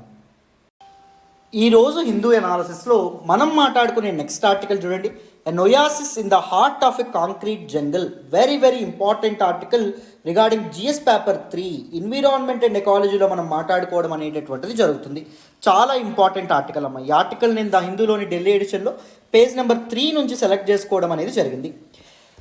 దిస్ ఆర్టికల్ ఏం చెప్తుంది అంటే, this particular Basai wetlands is an oasis in the heart of a concrete jungle. Delhi, Haryana, this particular industrial area ఏదైతే ఉంటుందో ఒక కాంక్రీట్ జంగిల్లో ఉంటుంది. మీ అందరికీ తెలుసు, విపరీతమైనటువంటి కన్స్ట్రక్షన్ యాక్టివిటీస్ జరుగుతూ ఉండడం అనేటటువంటి జరుగుతుంది. సిమెంట్, కాంక్రీట్ అండ్ దాంతోపాటు వివిధ రకాలైనటువంటి కన్స్ట్రక్షన్స్ ఉంటాయి. వాటి మధ్యలో ఉన్నటువంటి one of the very important region of biodiversity spot that is Basai wetlands అని చెప్పి చాలా చక్కగా దాని గురించి చెప్పడం అనేటటువంటి జరిగింది. This Basai wetlands is actually 250 acre 250 ఎకరాల్లో విస్తరించినటువంటి షాలో వెట్లాండ్ అండి. వెట్లాండ్ అంటే చిత్తడి నేల అని చెప్పి అండమనేటటువంటిది జరుగుతుంది. It is located close to Gurugram city. హర్యానాలో ఉన్నటువంటి గురుగ్రామ్ సిటీ ఏదైతే ఉంటుందో దానికి దగ్గరలో ఉండడం అనేటటువంటిది జరిగింది. And this Basai wetlands is actually in the state of Haryana. So different wetlands, different tiger reserves, wild life sanctuaries, national parks ఇవి ఎక్కడున్నాయని చెప్పి మీకు క్వశ్చన్ రావచ్చు. చాలా ఇంపార్టెంట్ అండి ప్రిలిమ్స్కి ఇవి. సో అందుకే నేను ఈ ఆర్టికల్ని సెలెక్ట్ చేసుకోవడం అనేది జరిగింది. And this particular Basai wetlands is recognized as a key biodiversity ఏరియాగా గుర్తింపబడడం అనేది జరిగింది. ఎవరండి గుర్తించారు? International union for conservation of nature, IUCN గుర్తించడం అనేటటువంటిది జరిగింది. Which is a principal body for the conservation of both flora and fauna, plants and animal species conservation కోసం ఏర్పాటైనటువంటి ఒక international organization that is international union for conservation of nature. And దాంతోపాటు the wildlife institute of India కూడా ఒక key biodiversity హాట్స్పాట్గా గుర్తించింది. And Bird Life International which is an NGO, global NGO that work to protect bird habitats. Birds నివాసం ఉండేటటువంటి నివాస ప్రాంతాలు ఏవైతే ఉంటాయో వాటిని ప్రొటెక్ట్ చేయడానికి డిఫరెంట్ మెజర్స్ తీసుకునేటటువంటి NGO బర్డ్ లైఫ్ ఇంటర్నేషనల్ ఏదైతే ఉందో వాళ్ళందరూ దీన్ని ఒక ఇంపార్టెంట్ బయోడైవర్సిటీ ఏరియాగా గుర్తించడం అనేటటువంటిది జరిగింది. చాలా చాలా ఇంపార్టెంట్ ఆర్టికల్ అమ్మ. సో అందుకే ఈ ఆర్టికల్ని సెలెక్ట్ చేసుకున్నాను. సో ఈ ఆర్టికల్ కూడా మీకు అర్థమైందని అనుకుంటున్నాను. మరి నెక్స్ట్ ఆర్టికల్ మాట్లాడదాం, వినండమ్మా. ఈరోజు హిందూ ఎనాలిసిస్లో మనం మాట్లాడుకునే నెక్స్ట్ ఆర్టికల్ చూడండి అన్న, India's return to Central Asia. Very very important article regarding GS paper 2 అమ్మ. ఇంటర్నేషనల్ రిలేషన్స్లో మనం మాట్లాడుకునేటటువంటి ఇంపార్టెంట్ ఆర్టికల్. ఈ ఆర్టికల్ నేను ద హిందూలోని ఢిల్లీ ఎడిషన్లో పేజ్ నెంబర్ 7 నుంచి సెలెక్ట్ చేసుకోవడం అనేది జరిగింది. వెరీ ఇంపార్టెంట్ ఒపెడ్ ఆర్టికల్ రావడం అనేటటువంటిది జరిగింది. చక్కగా ఈ ఆర్టికల్ని డిస్కస్ చేద్దాం, వినండి. So India is turning towards central Asia region ఏదైతే ఉంటుందో, సెంట్రల్ ఏషియన్ కంట్రీస్ ఏవైతే ఉన్నాయో వాటి మీద తన ఫోకస్ అనేది రీసెంట్గా పెంచడం అనేది జరిగింది. సెంట్రల్ ఏషియన్ కంట్రీస్ ని గవర్న్ చేస్తున్నటువంటి ఫారిన్ పాలసీ ఏదైతే ఉంటుందో క్విక్ ఫారిన్ పాలసీ షిఫ్ట్ కూడా ఇండియా అనేటటువంటిది అలవరుచుకోవడం అనేది జరిగింది. అంటే సెంట్రల్ ఏషియన్ కంట్రీస్తో తన రిలేషన్స్ ఏవైతే ఉన్నాయో వాటిని సిగ్నిఫికెంట్గా మార్చుకుంటుంది. వాటిలో సిగ్నిఫికెంట్గా మార్పులు అనేటటువంటివి తీసుకురావడం అనేటటువంటిది జరుగుతుంది. ముఖ్యంగా సెంట్రల్ ఏషియన్ కంట్రీస్తో దోస్తీ చేయాలని చెప్పి ఎక్కువగా అనుకోవడం అనేటటువంటిది జరుగుతుంది, ఫ్రెండ్షిప్ చేయాలని చెప్పి అనుకుంటుంది.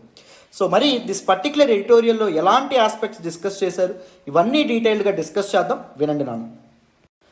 సో ఇండియా సెంట్రల్ ఏషియన్ కంట్రీస్కి దగ్గరగా వెళ్తుందనడానికి నిదర్శనం ఏంటి అంటే ఇండియా రీసెంట్గా పార్టిసిపేట్ చేసినటువంటి డిఫరెంట్ ఇనిషియేటివ్స్. ముఖ్యంగా రీసెంట్గా ఇండియా సెంట్రల్ ఏషియా సమిట్లో ఇండియా పార్టిసిపేట్ చేసింది. ద ఇండియా సెంట్రల్ ఏషియా డైలాగ్లో ఇండియన్ ఫారెన్ మినిస్టర్ అయినటువంటి ఎక్స్టర్నల్ అఫైర్స్ మినిస్టర్ అయినటువంటి జైశంకర్ గారు పార్టిసిపేట్ చేయడం అనేది జరిగింది. And the regional security dialogue on Afghanistan మీద ఆఫ్ఘనిస్తాన్లో పవర్ చేంజ్ అనేది వచ్చింది కదా.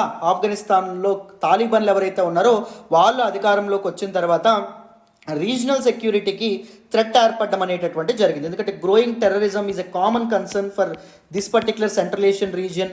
అండ్ దాంతోపాటు the turmoil in this particular Afghanistan crisis ఏదైతే ఉంటుందో అది అదర్ రీజియన్స్కి స్పిల్ కూడా అవ్వచ్చు, అది అదర్ రీజియన్స్కి ట్రాన్స్ఫర్ కూడా అవ్వచ్చు. సో ఇలాంటి ఇష్యూస్ ఏవైతే ఉన్నాయో వాటిని డిస్కస్ చేయడానికి regional security dialogue on Afghanistan ఏదైతే కండక్ట్ చేశారో ఇనిషియేటివ్, దానిలో కూడా ఇండియా చాలా ఎంతూజియాస్టిక్గా చాలా ఉత్సాహంగా పార్టిసిపేట్ చేయడం అనేటటువంటి జరిగింది. సో ఇండియా తన సెంట్రల్ ఏషియన్ నైబర్స్ ఎవరైతే ఉన్నారో, సెంట్రల్ ఏషియన్ రీజియన్లో ఉన్నటువంటి తన ఫ్రెండ్స్ ఎవరైతే ఉంటారో వాళ్ళ వైపు మరొకసారి చూడడం అనేటటువంటిది జరుగుతుంది. సో ఎందుకు ఇండియా సెంట్రల్ ఏషియన్ కంట్రీస్తో ఇంత చక్కగా ఇంత క్లోజ్గా ఎంగేజ్ అవ్వడం అనేది జరుగుతుంది, వాళ్ళకి దగ్గరగా వెళ్తుంది? చూడండి, ఫస్ట్ వన్ ఏంటి అంటే greater power dynamics. So Central Asian రీజియన్లో పవర్ అనేటటువంటిది మారడం అనేటటువంటిది జరుగుతుంది. ఇండియా ఎందుకు సెంట్రల్ ఏషియా రీజియన్ వైపు అడుగులు పెడుతుంది అంటే గ్రేటర్ పవర్ డైనమిక్స్ దేరండి. So there is a quick change in power. ఇప్పుడు సపోజ్ మనకు ఆఫ్ఘనిస్తాన్ ఉంది, ఆఫ్ఘనిస్తాన్లో ఏం జరిగింది, United States of America troops ఏవైతే ఉన్నాయో యుఎస్ విత్డ్రాల్ అనేది జరిగింది. ఎప్పుడు లాస్ట్ ఇయర్ 2021 ఆగస్ట్ నాటికి. అప్పుడు మళ్ళీ తాలిబాన్లు ఎవరైతే ఉన్నారో వాళ్ళు అధికారంలోకి రావడం అనేటటువంటి జరిగింది. మనం అప్పటి వరకు ఎవరికి సపోర్ట్ చేసాం, యూఎస్కి సపోర్ట్ చేసాం. అండ్ యూఎస్ ఆఫ్ఘనిస్తాన్లో ఇన్స్టిగేట్ చేసినటువంటి డెమోక్రటికల్ గవర్నమెంట్ ఏదైతే ఉంటుందో దానికి మనం సపోర్ట్ చేసాం. మరి ఇప్పుడు తాలిబాన్లు అధికారంలోకి వచ్చారాయే, యూఎస్ ఏమో తిరిగి వెళ్ళిపోయిందాయే. మరి ఇండియా ఒక్కసారిగా తన ఫారిన్ పాలసీ చేంజ్ చేసుకోవాల్సి వస్తుంది, అవునా కదా? యూఎస్ చెప్పిన మాట మీద ఉంటే ఆఫ్ఘనిస్తాన్తో సంబంధాలు పూర్తిగా దెబ్బతింటాయి. ఎందుకు? తాలిబాన్లు ఎవరైతే ఉన్నారో వాళ్ళు మనకు సపోర్ట్ చేస్తారా? సపోర్ట్ చేయరు. ఇంతకీ తాలిబాన్లు ఎవరు సార్? నేను ఈ మధ్య ప్రిపరేషన్ స్టార్ట్ చేశాను, నాకు ఏమీ తెలియదు సార్ అంటే మీరు ఏం చేస్తారు, తాలిబాన్ ఎల్టీఎక్స్ క్లాస్ అని చెప్పి యూట్యూబ్లో సెర్చ్ చేస్తారు. ఆఫ్ఘనిస్తాన్ పుట్టు పూర్వోత్తరాల గురించి డీటెయిల్డ్గా ఇన్డెప్త్ అందరికీ అర్థమయ్యేటట్టుగా చక్కగా చెప్పడం అనేది జరిగింది. మీరు చాలా వరల్డ్ జియోపాలిటిక్స్, ప్రపంచ రాజకీయాల్లోని చాలా ఇంపార్టెంట్ ఆస్పెక్ట్స్ ఏవైతే ఉంటాయో అవి మీరు తెలుసుకుంటారు. I'm pretty sure, I'm damn sure, trust me. ఓకేనా? ఎవరైనా తాలిబాన్లు కానీ తాలిబాన్ల యొక్క బ్యాక్గ్రౌండ్ తెలియకపోతే వీలైతే ఆ వీడియో అనేది చూడండి, రైట్? సో నెక్స్ట్ చూడండి, అదే చెప్పాను కదా. సో అమెరికన్ ప్రెజెన్స్ అనేటటువంటిది సో ఆఫ్ఘనిస్తాన్లో తగ్గిపోవడం అనేటటువంటిది జరిగింది. సో ముఖ్యంగా అది సెంట్రల్ ఏషియన్ రీజియన్లో తగ్గిపోవడం అనేటటువంటిది జరిగింది. అండ్ మళ్ళీ చైనా అండ్ రష్యా, ఈ రెండు ఎలైజ్ ఏవైతే ఉన్నాయో కమ్యూనిస్ట్ ఎలైజ్, ఈ రెండు కూడా సెంట్రల్ ఏషియన్ రీజియన్ మీద తన ఇన్ఫ్లుయెన్స్ అనేటటువంటివి రీసెట్ చేసుకోగలుగుతున్నాయి. సో అమెరికా వెళ్ళిపోవడం ద్వారా అక్కడ ఏం ఏర్పడింది, పవర్ వ్యాక్యూమ్ అనేటటువంటిది ఏర్పడింది, అక్కడ ఖాళీ ఏర్పడింది. ఆ ఖాళీని ఎవరు పూరిస్తున్నారు ఇప్పుడు? చైనా రష్యా పూరించడం అనేటటువంటి జరుగుతుంది. రష్యాతో మనకు మంచి సంబంధాలే ఉన్నాయి, పక్కన పెట్టండి. బట్ చైనా అనేటటువంటిది మనకి ఇంకొక దాయాదేశంగా తయారవుతుంది, పాకిస్తాన్తో దగ్గరగా అవుతుంది. చైనా మన మన మన టెరిటరీస్ ఏవైతే ఉంటాయో వాటిని ఆక్రమించుకుంటానంటుంది. చైనా చాలా పేచీ పెడుతుంది కదా. సో మరి చైనా ఆ పర్టికులర్ రీజియన్లో రీఅసర్షన్ అనేటటువంటిది, తన డామినెన్స్, తన ఇన్ఫ్లుయెన్స్ని పెంచుకోవడం ఏదైతే ఉంటుందో అది ఇండియాకి పెద్ద threat. So Central Asian countries కంప్లీట్గా చైనా వైపు కానీ పాకిస్తాన్ వైపు కానీ వెళ్ళిపోకుండా వాళ్ళతో మంచి సంబంధాలు ఉండడం మనకి అవసరం కాబట్టి ఇండియా వాళ్ళతో క్లోజ్ ఎంగేజ్మెంట్స్తో ముందుకు వెళ్ళడం అనేటటువంటి జరుగుతుంది. అండ్ దాంతోపాటు సెకండ్ రీజన్ ఏంటి అంటే, second significant aspect of Indian engagement ఏంటి అంటే ఫోకస్ ఆన్ ఆఫ్ఘనిస్తాన్. సో ఆఫ్ఘనిస్తాన్ని అమెరికా వీడిన తర్వాత ఇండియా క్విక్గా తన ఫారెన్ పాలసీ చేంజ్ చేసుకోవాలి. ఆఫ్ఘాన్ పాలసీ చేంజ్ చేసుకోవాలంటే ఆఫ్ఘనిస్తాన్తో తన సంబంధాలు ఏవైతే ఉంటాయో దాన్ని రీరైట్ చేయాలి. ఎప్పటి వరకు అమెరికా ఉన్నప్పుడు అమెరికా నీడలో మనం ఆఫ్ఘనిస్తాన్ యొక్క అమెరికా ఇన్స్టేట్ చేసినటువంటి అమెరికా తాలిబాన్ని పంపించేసి ఏదైతే గవర్నమెంట్ని ఎస్టాబ్లిష్ చేసిందో వాటితో మనం మంచి సంబంధాలు ఏర్పాటు చేసాం. కానీ ఇప్పుడు తాలిబాన్లు వచ్చేసారు. మరి ఇప్పుడు తాలిబాన్లతో మనం మంచి సంబంధాలు అనేవి ఏర్పాటు చేయాలి. సో మన ఆఫ్ఘాన్ పాలసీని మనం ఏం చేయాలి? తప్పకుండా మార్పు చేయాలి. This post American Afghan policies, American troops withdraw అయిన తర్వాత ఆఫ్ఘనిస్తాన్తో మన సంబంధాలు ఏవైతే ఉంటాయో వాటిని మళ్ళీ తిరిగి స్ట్రాంగ్గా రీఇన్స్టేట్ చేయాలంటే మనకి సెంట్రల్ ఏషియన్ రీజియన్ మీద కమాండ్ ఇన్ఫ్లుయెన్స్ అనేటటువంటిది అవసరము. రైట్. సో ఆఫ్ఘనిస్తాన్ మీద స్పెషల్ ఫోకస్ అనేది మనకు అవసరం. ఎందుకు ఆఫ్ఘనిస్తాన్ మీద స్పెషల్ ఫోకస్ అవసరం?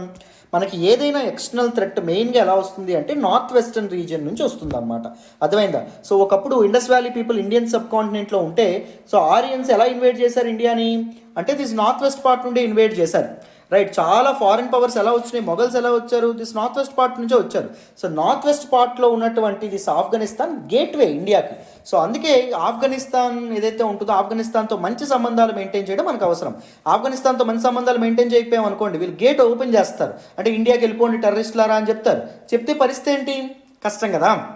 సో అందుకు ఆఫ్ఘనిస్తాన్తో మంచి సంబంధాలు మనకు అవసరం. అండ్ దాంతోపాటు ఇన్వెస్ట్మెంట్స్ కూడా మనం ఆఫ్ఘనిస్తాన్లో చాలా చేసేసామండి. అమెరికాని నమ్మాము. అమెరికా ఎప్పటికీ ఆఫ్ఘనిస్తాన్లో మన ఇంట్రెస్ట్ కాపాడుతుంది అనుకున్న మన ప్రయోజనాల్ని. బట్ అమెరికా మధ్యలోనే మనకి హ్యాండ్ ఇచ్చేసి వెనక్కి వెళ్ళిపోయింది. ఇన్వెస్ట్మెంట్స్ ఏవైతే ఉన్నాయో investments for under threat are investments మన పెట్టుబడులు. సో వాటిని కూడా కాపాడుకోవాలంటే ఆఫ్ఘనిస్తాన్తో మంచి సంబంధం మనకు అవసరం.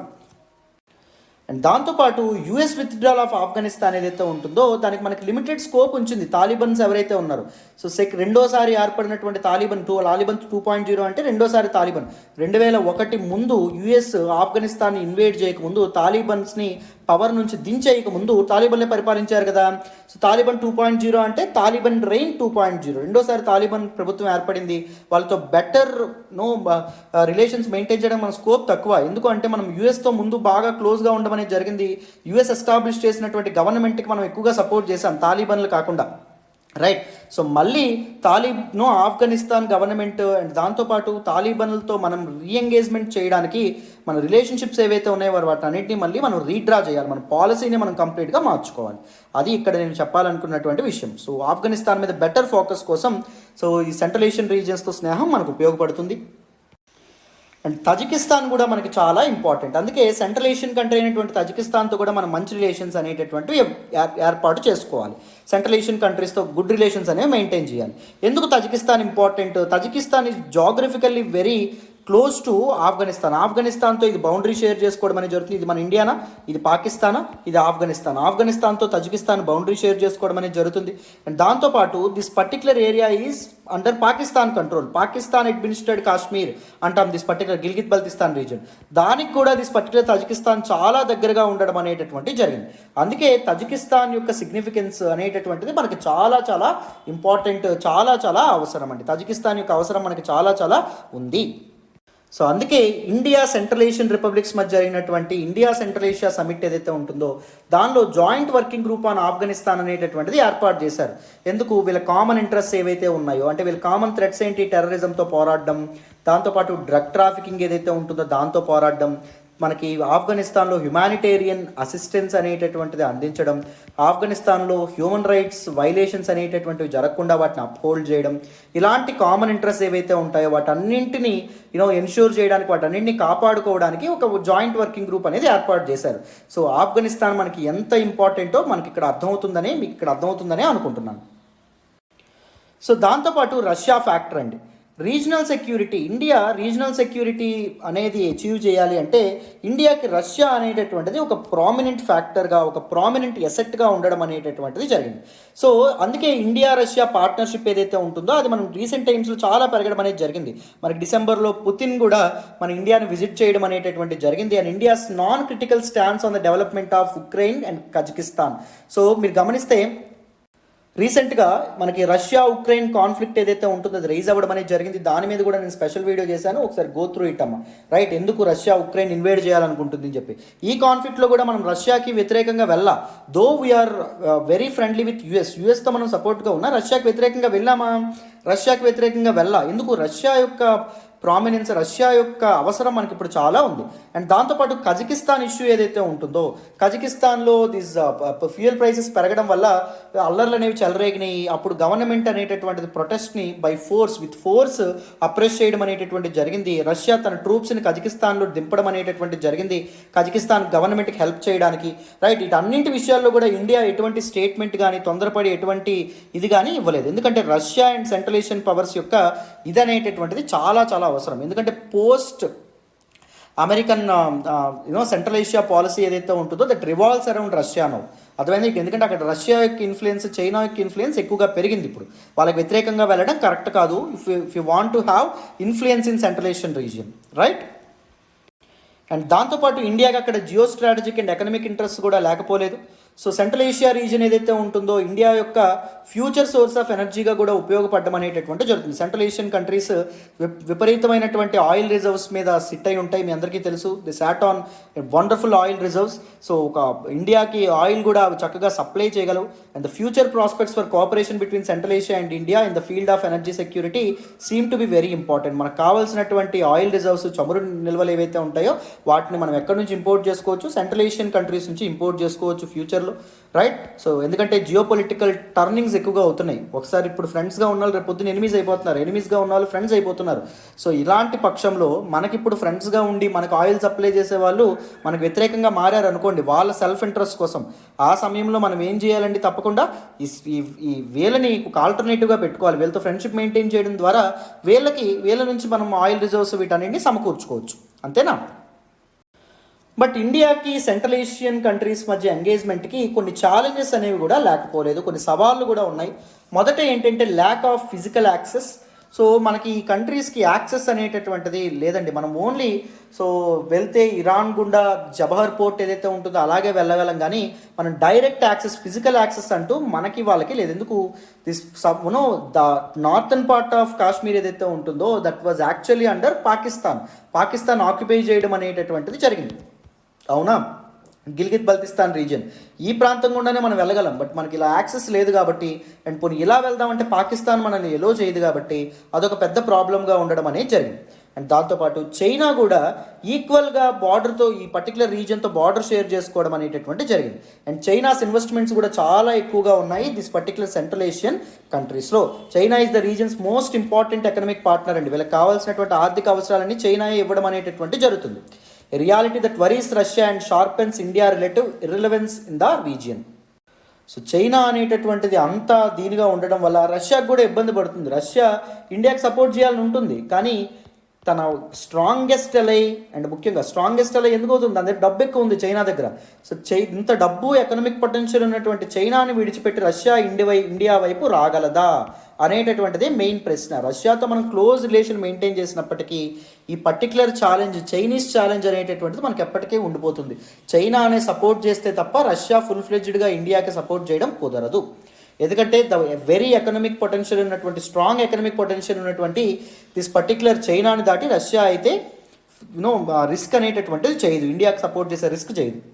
And there are mounting security concerns in Central Asia. Central ఏషియాలో సెక్యూరిటీ కన్సర్న్స్ కూడా చాలా చాలా ఎక్కువ. అండ్ సౌత్ ఏషియాలో కూడా ఎక్కువ అండి. ముఖ్యంగా cross border terrorism, state sponsor terrorism అంటే ఉగ్రవాదానికి గవర్నమెంట్సే సపోర్ట్ చేయడం. సపోజ్ ఎగ్జాంపుల్ పాకిస్తాన్ సపోర్ట్ చేస్తుంది. Pakistan acts as breeding grounds for different terrorist organisations, right. So cross border terrorism అనేటటువంటి పెరుగుతుంది, రిలీజియస్ ఎక్స్ట్రీమిజం అనేటటువంటి పెరుగుతుంది. అంటే దిస్ పర్టికులర్ మతం పేరుతో అతివాదులు ఎవరైతే ఉన్నారో వాళ్ళు పెరుగుతున్నారు. ఎథ్నిక్ అండ్రెస్ట్ ఏదైతే ఉంటుందో, even with in the Islam different ethnicities మధ్య కాన్ఫ్లిక్ట్ అనేటటువంటిది ఉంది, రైట్. పాకిస్తాన్, ఆఫ్ఘనిస్తాన్లో మనం చూస్తున్నాము. ఈ పర్టికులర్ సెక్యూరిటీ కన్సర్న్స్ కూడా ఇండియాకి ఇబ్బంది పెడుతున్నాయి నాన్న. And India Central Asian reasons నుంచి ఆయిల్ అండ్ గ్యాస్ కొనుక్కోవడం కూడా ఒక మేజర్ డిఫికల్టీ అని చెప్తున్నారు. ఎందుకంటే ప్రైసెస్ అనేటటువంటివి చాలా చాలా ఎక్కువ, major issue. So other countries నుంచి మనం ఆయిల్ కొనుక్కోవడం కంటే, సో ఆయిల్ కొనుక్కోవడమే బెస్ట్ వీళ్ళ దగ్గర కొనుక్కోవడం కంటే, ఎందుకంటే వీళ్ళు చాలా ఎక్కువ ఛార్జ్ చేయడం అనేటటువంటి జరుగుతుంది. అండ్ దాంతోపాటు ఇంకొక పెద్ద ఛాలెంజ్ ఇండియాకి, రష్యాకి and Central Asian republics, those powers ఏవైతే ఉన్నాయో మూడింటికి కలిపి ఒక పెద్ద ఛాలెంజ్ ఏంటంటే డ్రగ్ ట్రాఫికింగ్. సో ముఖ్యంగా సెంట్రల్ ఏషియా ప్రాంతం నుంచి, ముఖ్యంగా this particular Afghanistan, Pakistan, Iran ప్రాంతం నుంచి ఏం జరుగుతుంది, చాలా డ్రగ్స్ అక్కడ that produces greater amount of opium అండి, నల్లమందు ఎక్కువగా ప్రొడ్యూస్ అవ్వడం అనేటటువంటి జరుగుతుంది. So world total production of ఓపియంలో, నల్లమందు ప్రపంచంలో ప్రొడ్యూస్ అయిన నల్లమందులో 80% ఆఫ్ ఓపియం ఆఫ్ఘనిస్తాన్ ఒకటే ప్రొడ్యూస్ చేస్తుంది. సో డ్రగ్ ట్రాఫికింగ్ కూడా ఒక పెద్ద ఇష్యూ. ఇండియాలోకి డ్రగ్స్ వస్తాయి, రష్యాకి అండ్ సెంట్రల్ ఏషియన్ రిపబ్లిక్స్లోకి కూడా డ్రగ్ ట్రాఫికింగ్ అనేటటువంటి జరుగుతుంది. It is a major threat for India Central Asian republics relations అని చెప్పి మనం చెప్పుకోవచ్చమ్మా. So what is the conclusion given? Central Asia's location అనేటటువంటిది ఇండియాకి దాని యొక్క జాగ్రఫికల్ ప్రాక్సిమిటీ అంటే దగ్గర, no very near to India కాబట్టి, and ancient linkages, even Mughals లాంటి వాళ్ళు, నో బాబర్ లాంటి వాళ్ళు ఎక్కడి నుంచి వచ్చారండి, వీళ్ళందరూ మనకి సెంట్రల్ ఏషియా ప్రాంతం నుంచే రావడం అనేటటువంటిది జరిగింది. ఇన్ని నో ఆస్పెక్ట్స్ అనేటటువంటి ఉండడం వల్ల this reason is highly relevant to India strategic interest. India యొక్క స్ట్రాటజికల్ ఇంట్రెస్ట్కి, ఇండియా యొక్క నో జియోపొలిటికల్ ఇంట్రెస్ట్కి ఇది సెంట్రల్ ఏషియన్ రిపబ్లిక్స్ అనేవి చాలా important. And India is a great good will in Central Asia. Central Asia people, central Asia citizens, central Asian governments కూడా ఇండియాని ఒక good కంట్రీగా, ఇండియాకి ఒక మంచి పేరు ఉండడం అనేటటువంటిది జరిగింది. నన్ను అర్థమైందా? సో అద్భుతమైనటువంటి ఆర్టికల్. సో డీటెయిల్డ్గా ఇండియా సెంట్రల్ ఏషియా రిలేషన్స్ గురించి ఏ క్వశ్చన్ వచ్చినా మీరు చక్కగా రాయగలరని అనుకుంటున్నాను after completing this particular article. ఏమైనా డౌట్స్ ఉన్నా నా కామెంట్ సెక్షన్లో అడగండి, నేను అక్కడ చెప్తాను. మరి నెక్స్ట్ ఆర్టికల్ మాట్లాడదాం, వింటారా? వినండమ్మా. ఈరోజు హిందూ అనాలిసిస్లో మనం మాట్లాడుకునే నెక్స్ట్ ఆర్టికల్ చూడండి, the interpretative answer to hijab bro. Very very very important article regarding GS paper 2 polity and గవర్నెన్స్లో మనం మాట్లాడుకోవడం అనేది జరుగుతుంది. ముఖ్యంగా ఫండమెంటల్ రైట్స్లో ఉన్నటువంటి ఫ్రీడమ్ ఆఫ్ రిలీజియన్ గురించి దిస్ ఆర్టికల్ చాలా చక్కగా మాట్లాడడం అనేటటువంటిది జరిగిందమ్మ. సో రీసెంట్గా ద సదరన్ స్టేట్ ఆఫ్ కర్ణాటకలో ఒక కొత్త రిలీజియస్ కాంట్రవర్సీ అనేది మొదలైంది. That is hijab controversy. Hijab అంటే అర్థం ఏంటి అంటే, hijab is actually A head covering scarf that is worn by Islamic women. Islamic women హెడ్ని కవర్ చేసుకుంటూ, పైన హెయిర్ని కవర్ చేసుకుంటూ వేసుకున్నటువంటి ఒక ఇంపార్టెంట్ క్లాత్ ఏదైతే ఉంటుందో, ఇంపార్టెంట్ స్కార్ఫ్ ఏదైతే ఉంటుందో దాన్ని హిజాబ్ అని చెప్పంటారు. It is a part of the religious practice. కొన్ని ఎడ్యుకేషనల్ ఇన్స్టిట్యూషన్స్ ఈ హిజాబ్ వేసుకున్నటువంటి ఉమెన్ ఎవరైతే ఉంటారో, ఇస్లామిక్ ఉమెన్ని ఎడ్యుకేషనల్ ఇన్స్టిట్యూషన్స్కి ఎలో చేయట్లేదన్నమాట కర్ణాటకలో. దానివల్ల ఒక పెద్ద కాంట్రవర్సీ రైజ్ అవ్వడం అనేటటువంటిది జరిగింది. సో నేను డీటెయిల్డ్గా ఇన్డెప్త్ దిస్ పర్టికులర్ టాపిక్ని చాలా కూలంకషంగా కాంప్రహెన్సివ్గా ఎక్స్ప్లెయిన్ చేస్తాను. జాగ్రత్తగా వింటే మీకు క్లియర్గా అర్థమవుతుంది దిస్ పర్టికులర్ ఆర్టికల్. జాగ్రత్తగా వినండి నాన్న. So what has exactly happened in Karnataka? ఈ హిజాబ్ కాంట్రవర్సీకి ఏ ఇన్సిడెంట్ అనేటటువంటిది కారణమైంది? Earlier this month, that is in the month of January, గత నెల జనవరిలో కర్ణాటకకు చెందినటువంటి ఉడిపి డిస్ట్రిక్ట్ ఏదైతే ఉంటుందో, ఉడిపి జిల్లాలోని ఒక గవర్నమెంట్ కాలేజ్ హిజాబ్ వేసుకొని వచ్చినటువంటి ముస్లిం ఉమెన్ ఎవరైతే ఉన్నారో వాళ్ళకి కాలేజ్లోకి ఎలో చేయకపోవడం అనేటటువంటిది జరిగింది. These Muslim women who are wearing this particular hijab, they protested against the management of the college, administration of the college. వాళ్ళు కాలేజ్కి ఎగెన్స్ట్గా చాలా నిరసనలు తెలిపారు. అండ్ దిస్ పర్టికులర్ ఇష్యూ ఏదైతే ఉంటుందో అది అదర్ పార్ట్స్ ఆఫ్ ద స్టేట్కి కూడా వ్యాపించడం అనేటటువంటిది, స్ప్రెడ్ అవ్వడం అనేటటువంటిది జరిగింది. And recently, very recently in the month of February, around 25 Muslim students ఎవరైతే ఉన్నారో వాళ్ళని కాలేజ్కి ఎలో చేయలేదండి. ఎందుకు ఎలో చేయలేదు? What is the basis? Just because there wearing a hijab. What exactly is hijab? Hijab is a head covering scarf that is worn by Muslim women. So హెడ్ని cover చేసే విధంగా ఒక స్కార్ఫ్, బ్లాక్ స్కార్ఫ్ ఏదైతే ఉంటుందో అది వేసుకోవడం అనేది జరిగింది. సో ఇప్పుడు నేను పిక్చర్లో కూడా మీకు అది చూపిస్తాను. So just because they are practising their religious tenet, so వాళ్ళ రిలీజియన్ వాళ్ళకి ప్రొక్లైమ్ చేసినటువంటి ఆ ప్రాక్టీస్ అనేటటువంటిది వాళ్ళు చేయడం వల్ల they are denied entry into the college. How far it is good, how far it is fair practice, ఇది ఎంతవరకు కరెక్టో ఇప్పుడు మనం దీనిలో మాట్లాడదాం. So look at this Muslim women వాళ్ళు వేసుకునేటటువంటి డిఫరెంట్ అటైర్స్ అండి. ఫస్ట్ది మీరు హిజాబ్ చూడొచ్చు, ఇదిగోండి ఇట్ ఈజ్ ఏ నెక్ చుట్టూ ఇలా ఉండేటటువంటి ఒక cloth. And this is niqab, only eyes మాత్రమే కనిపించడం అనేటటువంటి జరుగుతుంది. And this is burqa, even eyes కూడా క్లోజ్ అవుతాయి. ఒక మెష్ లైక్ స్ట్రక్చర్ ఏదైతే ఉంటుందో అది మాత్రమే ఐస్కి ఇక్కడ ఓపెన్ ఉంటుంది. ముఖ్యంగా ఆఫ్ఘనిస్తాన్ ఉమెన్ ఎక్కువగా దిస్ పర్టిక్యులర్ బుర్కా వేసుకోవడం అనేటటువంటి జరుగుతుంది. అండ్ నెక్స్ట్ ఈజ్ చదోర్, ఈ విధంగా ఉంటుంది. ఇరాన్ ఉమెన్ ఎవరైతే ఉంటారో వాళ్ళు దీన్ని ధరిస్తారు. And khimar, it covers the hair, neck and shoulders, it is just like this. So మీరు ఇండోనేషియా కానీ లేకపోతే బ్రునై కానీ ఇలాంటి కంట్రీస్కి వెళ్తే అక్కడ ఇలాంటి అటైర్ అనేటటువంటిది కనిపిస్తుంది ఇస్లామిక్ ఉమెన్లో. So I hope you understand what exactly is hijab. So hijab వేసుకున్నటువంటి ఈ రకమైనటువంటి స్కార్ఫ్ కట్టుకున్నటువంటి ఉమెన్ ఎవరైతే ఉన్నారో వాళ్ళకి కాలేజెస్లోకి ఎలో చేయలేదమ్మా. రైట్, మరి నెక్స్ట్ చూడండి. సో హిజాబ్ వేసుకున్నటువంటి 25 మంది స్టూడెంట్స్ని బార్ చేసినటువంటి, అంటే స్కూల్లోకి ఎలో చేయనటువంటి ఇన్సిడెంట్ ఎక్కడండి జరిగింది? Kundapur government pre university college in Udupi district. So what exactly is pre university college? That is intermediate college, +1 and +2. So intermediate first year and second year చదువుతారు కదా, గవర్నమెంట్ ఇంటర్మీడియట్ కాలేజ్ ఏదైతే ఉంటుందో దానిలో ఈ సంఘటన అనేటటువంటిది చోటు చేసుకుంది. వెరాజ్ ఎవరైతే ముస్లిం స్టూడెంట్స్ హిజాబ్ వేసుకొని కాలేజ్కి వస్తాము అని చెప్పి ప్రొటెస్ట్లు అనేటటువంటివి చేస్తున్నారు, అడ్మినిస్ట్రేషన్కి ఎగనెస్ట్గా ఎవరైతే నిరసనలు అనేవి తెలుపుతున్నారో వాళ్ళకి ఎగనెస్ట్గా some Hindu students, Hindu boys ఎవరైతే ఉంటారో వాళ్ళు ఏం చేస్తున్నారు, సాఫ్రాన్ టవల్స్ ఏవైతే ఉంటాయో ఈ సాఫ్రాన్ టవల్స్ వేసుకొని వాళ్ళు రావడం అనేటటువంటి జరుగుతుంది. If that is your right, if your religion that is Islam advocates to do so, advocates to wear hijab వేసుకోమని చెప్పి మీకు ఆదేశిస్తే, మా హిందూ మతం కూడా మాకు ఈ పర్టిక్యులర్ సాఫ్రాన్ టవల్స్ ఏవైతే ఉన్నాయో అవి వేసుకోమని చెప్పి అడ్వకేట్ చేయడం అనేటటువంటి జరిగింది అని చెప్పి వీళ్ళు వాళ్ళకి ప్రొటెస్ట్గా వీళ్ళు రావడం అనేటటువంటిది జరిగింది. ఈ విధంగా వాళ్ళు నిరసన తెలపడం అనేటటువంటి జరిగింది. వెంటనే దట్ పర్టిక్యులర్ కాలేజ్లో ఒక మీటింగ్ అనేటటువంటిది పెట్టడం అనేది జరిగింది. And that meeting was convened by local BJP MLA, his name is Haladi Srinivas Shetty. So ఆయన ఆ మీటింగ్లో ఏం డిసైడ్ చేశారు అంటే to ban entry of students wearing hijab వేసుకొని ఎవరైతే స్టూడెంట్స్ కాలేజ్లోకి ఎంటర్ అవ్వాలనుకుంటున్నారో వాళ్ళని బ్యాన్ చేయండి, వాళ్ళని ఎలో చేయమాకండి అని చెప్పి ఆయన నిర్ణయించడం అనేటటువంటి జరిగింది. సో ఈయన ఇచ్చినటువంటి ఆర్డర్స్ ఏవైతే ఉన్నాయో school management and the principal వాళ్ళు పాటించడం అనేది జరిగింది. నెక్స్ట్ రోజు తర్వాత రోజు ఎవరైతే హిజాబ్ వేసుకొని రావడం అనేది జరిగిందో వాళ్ళందరినీ స్కూల్ గేట్ దగ్గర ఆపేయడం అనేటటువంటి జరిగింది. And the students with young blood in there nerves వాళ్ళు ఏం చేశారు, మేనేజ్మెంట్కి ఎగనెస్ట్గా ప్రొటెస్ట్ చేశారు, మేనేజ్మెంట్కి ఎగనెస్ట్గా డెమాన్స్ట్రేషన్స్కి నిరసనలకి లేవనెత్తడం అనేటటువంటిది జరిగింది. It is a point of concern. And ఇది ఉడిపి డిస్ట్రిక్ట్ మాత్రమే పరిమితం కాకుండా కర్ణాటకలోని అదర్ డిస్ట్రిక్ట్కి కూడా ఈ కాంట్రవర్సీ అనేది పాకడం అనేది జరిగింది. అంటే డిఫరెంట్ ముస్లిం ఉమెన్ హిజాబ్ వేసుకొని కాలేజీలకు రావడం, కాలేజ్ మేనేజ్మెంట్ ఆపేయడం, దీస్ ఇస్లామిక్ ఉమెన్ ఎవరైతే ఉన్నారో వాళ్ళు కాలేజ్ మేనేజ్మెంట్ ఆర్ అడ్మినిస్ట్రేషన్కి ఎగనెస్ట్గా ప్రొటెస్ట్ చేయడం ఏదైతే ఉంటుందో దట్ ఈస్ డైలీ కామన్ అవ్వడం అనేటటువంటి జరిగింది in the recent times in Karnataka.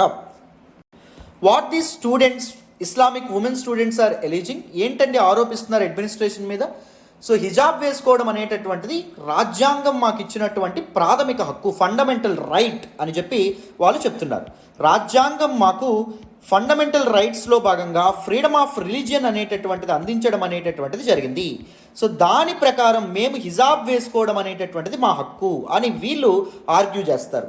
ఇంకొంతమంది ఏమంటారు అంటే ఇన్నాళ్ళుగా మేము హిజాబ్ వేసుకుని వస్తున్నప్పుడు ఇప్పటి వరకు లేనటువంటి ఈ పర్టికులర్ ప్రాబ్లం అనేటటువంటిది ఇప్పుడే ఎందుకు లేవనెత్తారు, ఇప్పుడే ఎందుకు అది పెద్ద ఇష్యూగా మీకు కనిపిస్తుంది అని చెప్పి అడ్మినిస్ట్రేషన్ మీద, ఎడ్యుకేషనల్ ఇన్స్టిట్యూషన్స్ ఏవైతే ఉన్నాయో వాటి మీద these Muslim families and Muslim women ఎవరైతే ఉన్నారో వాళ్ళు కాంట్రవర్సీకి లేవనెత్తడం అనేటటువంటిది జరిగింది, వాళ్ళు ఎలిజ్ చేయడం అనేటటువంటిది జరిగింది.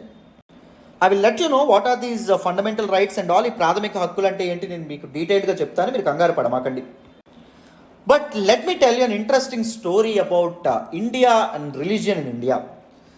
సో ఇన్ ఎవ్రీ కంట్రీ ఎక్కడైనా religion was treated as a very personal thing of a human being. So ఒక హ్యూమన్ బీయింగ్కి, ఒక ఇండివిజువల్కి that is very personal right, అది చాలా వ్యక్తిగతమైనటువంటిది మతం అనేటటువంటిది. కానీ we boast about our religions, మన మతాల గురించి గొప్పగా చెప్పుకోవడం కానీ, మన మతాలని పెద్దది చేసి చూడడం కానీ, లేకపోతే మన మతాన్ని సొసైటీకి, సమాజానికి ఆపాదించడం కానీ, తర్వాత ఇతర మతాలతో కాన్ఫ్లిక్ట్స్ అనేటటువంటి రైజ్ చేయడం కానీ జరుగుతూ ఉండడం అనేటటువంటిది జరుగుతుంది.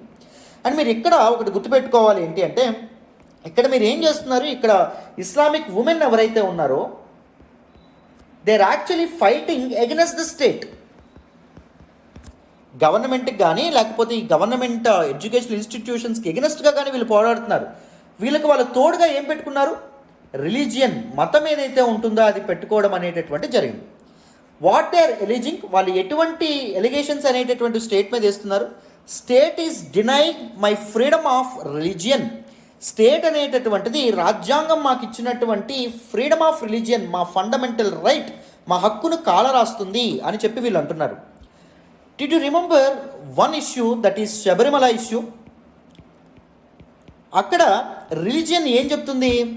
ఉమెన్ ఎవరైతే ఉన్నారో, అయ్యప్ప స్వామి బ్రహ్మచారి కాబట్టి, సో ఉమెన్ ఎవరైతే ఉన్నారో ఒక పర్టికులర్ ఏజ్ వచ్చినంత వరకు మెన్సురేషన్ సైకిల్ రన్ అవుతున్నటువంటి ఉమెన్ ఎవరైతే ఉన్నారో వాళ్ళు శబరిమల టెంపుల్లో అడుగు పెట్టకూడదని రిలీజియన్ చెప్తుంది.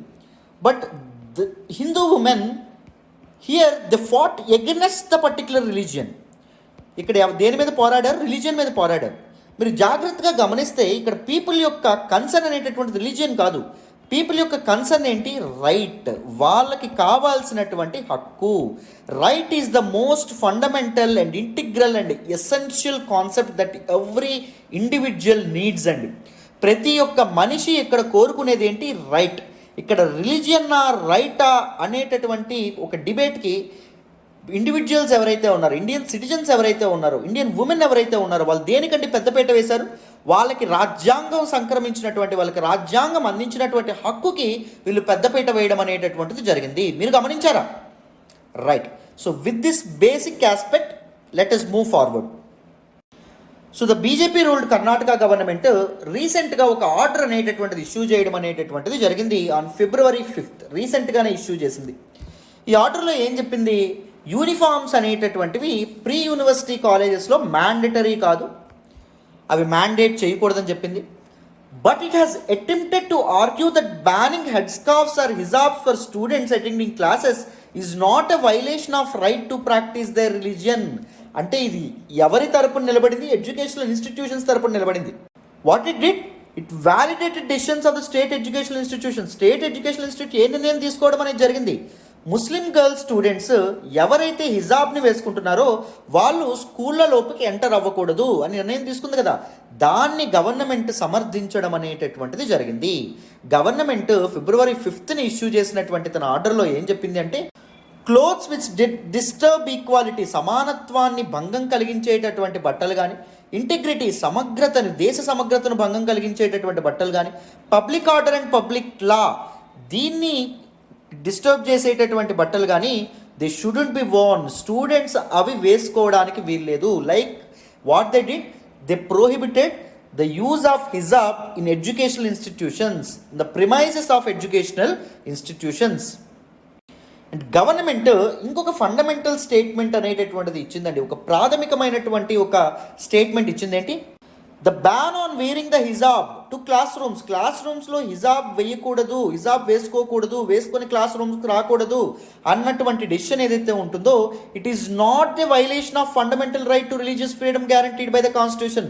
భారత రాజ్యాంగము ఏదైతే రిలీజియస్ ఫ్రీడమ్ అనేటటువంటిది అందించిందో Article 25 నుంచి Article 28 ద్వారా దస్ రిలీజియస్ ఫ్రీడమ్ని ఇది వైలేషన్ ఏం చేయట్లేదు, వైలేట్ చేయట్లేదు. So the state and the state entities ఏవైతే ఉన్నాయో, ఎడ్యుకేషనల్ ఇన్స్టిట్యూషన్స్, వాళ్ళకి ఆ హక్కు ఉంది. హిజాబ్ వేసుకొని స్కూళ్ళకి కాలేజీలకి రాకూడదు అని నియమాలు, నిబంధనలు, రూల్స్ పెట్టేటటువంటి హక్కు స్టేట్కి ఉంది అనే విధంగా, అంటే గవర్నమెంట్కి ఉంది అనే విధంగా ఇక్కడ కర్ణాటక గవర్నమెంట్ చెప్పడం అనేటటువంటిది జరిగింది నాన్న. అండ్ దిస్ పర్టిక్యులర్ ఆర్డర్ని ఇస్తూ డిఫరెంట్ సుప్రీంకోర్టు వెడ్డిక్ట్స్ ఏవైతే ఉంటాయో వాటిని కూడా ప్రస్తావించడం అనేటటువంటిది జరిగింది కర్ణాటక గవర్నమెంట్. ఒకసారి ఆ వెడ్డిక్ట్ ఏంటో చూడండి. సో ఈ డైరెక్టివ్లో భాగంగా ఒక సుప్రీంకోర్టు ఆర్డర్ని, ఒక సుప్రీంకోర్టు వెడ్డిక్ట్ని ఇది ప్రస్తావించింది. That is Asha Ranjan and others versus state of Bihar and others in 2017 case. ఈ కేసులో సుప్రీంకోర్టు ఏం అభిప్రాయపడింది? Larger public interest prevails upon individual interest. ఒక వ్యక్తి యొక్క ప్రయోజనాల కంటే ఒక ప్రజల యొక్క ప్రయోజనాలు అనేటటువంటిది, ఒక సమూహం యొక్క ప్రయోజనాలు అనేటటువంటివి చాలా ఇంపార్టెంట్ అని చెప్పిందమ్మా. అర్థమైందా? సో ఎప్పుడైనా కోర్ట్స్ ఏం కన్సిడర్ చేయాలంటే, ఒక వ్యక్తి యొక్క ప్రయోజనాల కంటే ఒక సమూహం లేదా ఒక సొసైటీ, ఒక సమాజం లేదా ప్రజా ప్రయోజనాలు ఏవైతే ఉంటాయో వాటిని దృష్టిలో పెట్టుకోవాలి అని చెప్పడం అనేటటువంటి జరిగింది. It upholded larger interest of people. So ప్రజల యొక్క ఇంట్రెస్ట్ ఏవైతే ఉంటాయో, ప్రయోజనాలు ఇంపార్టెంట్ అని చెప్పడం అనేటటువంటి జరిగింది. To ensure relationship between institutions and students.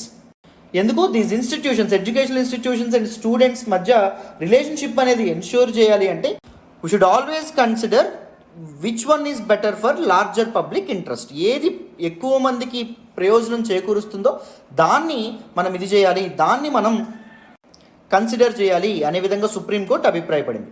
ఎగ్జాక్ట్గా అదే స్టేట్మెంట్, అదే verdict Fathima Tasneem versus state of Kerala 2018 కేసులో కూడా సుప్రీంకోర్టు చెప్పడం అనేటటువంటి జరిగింది.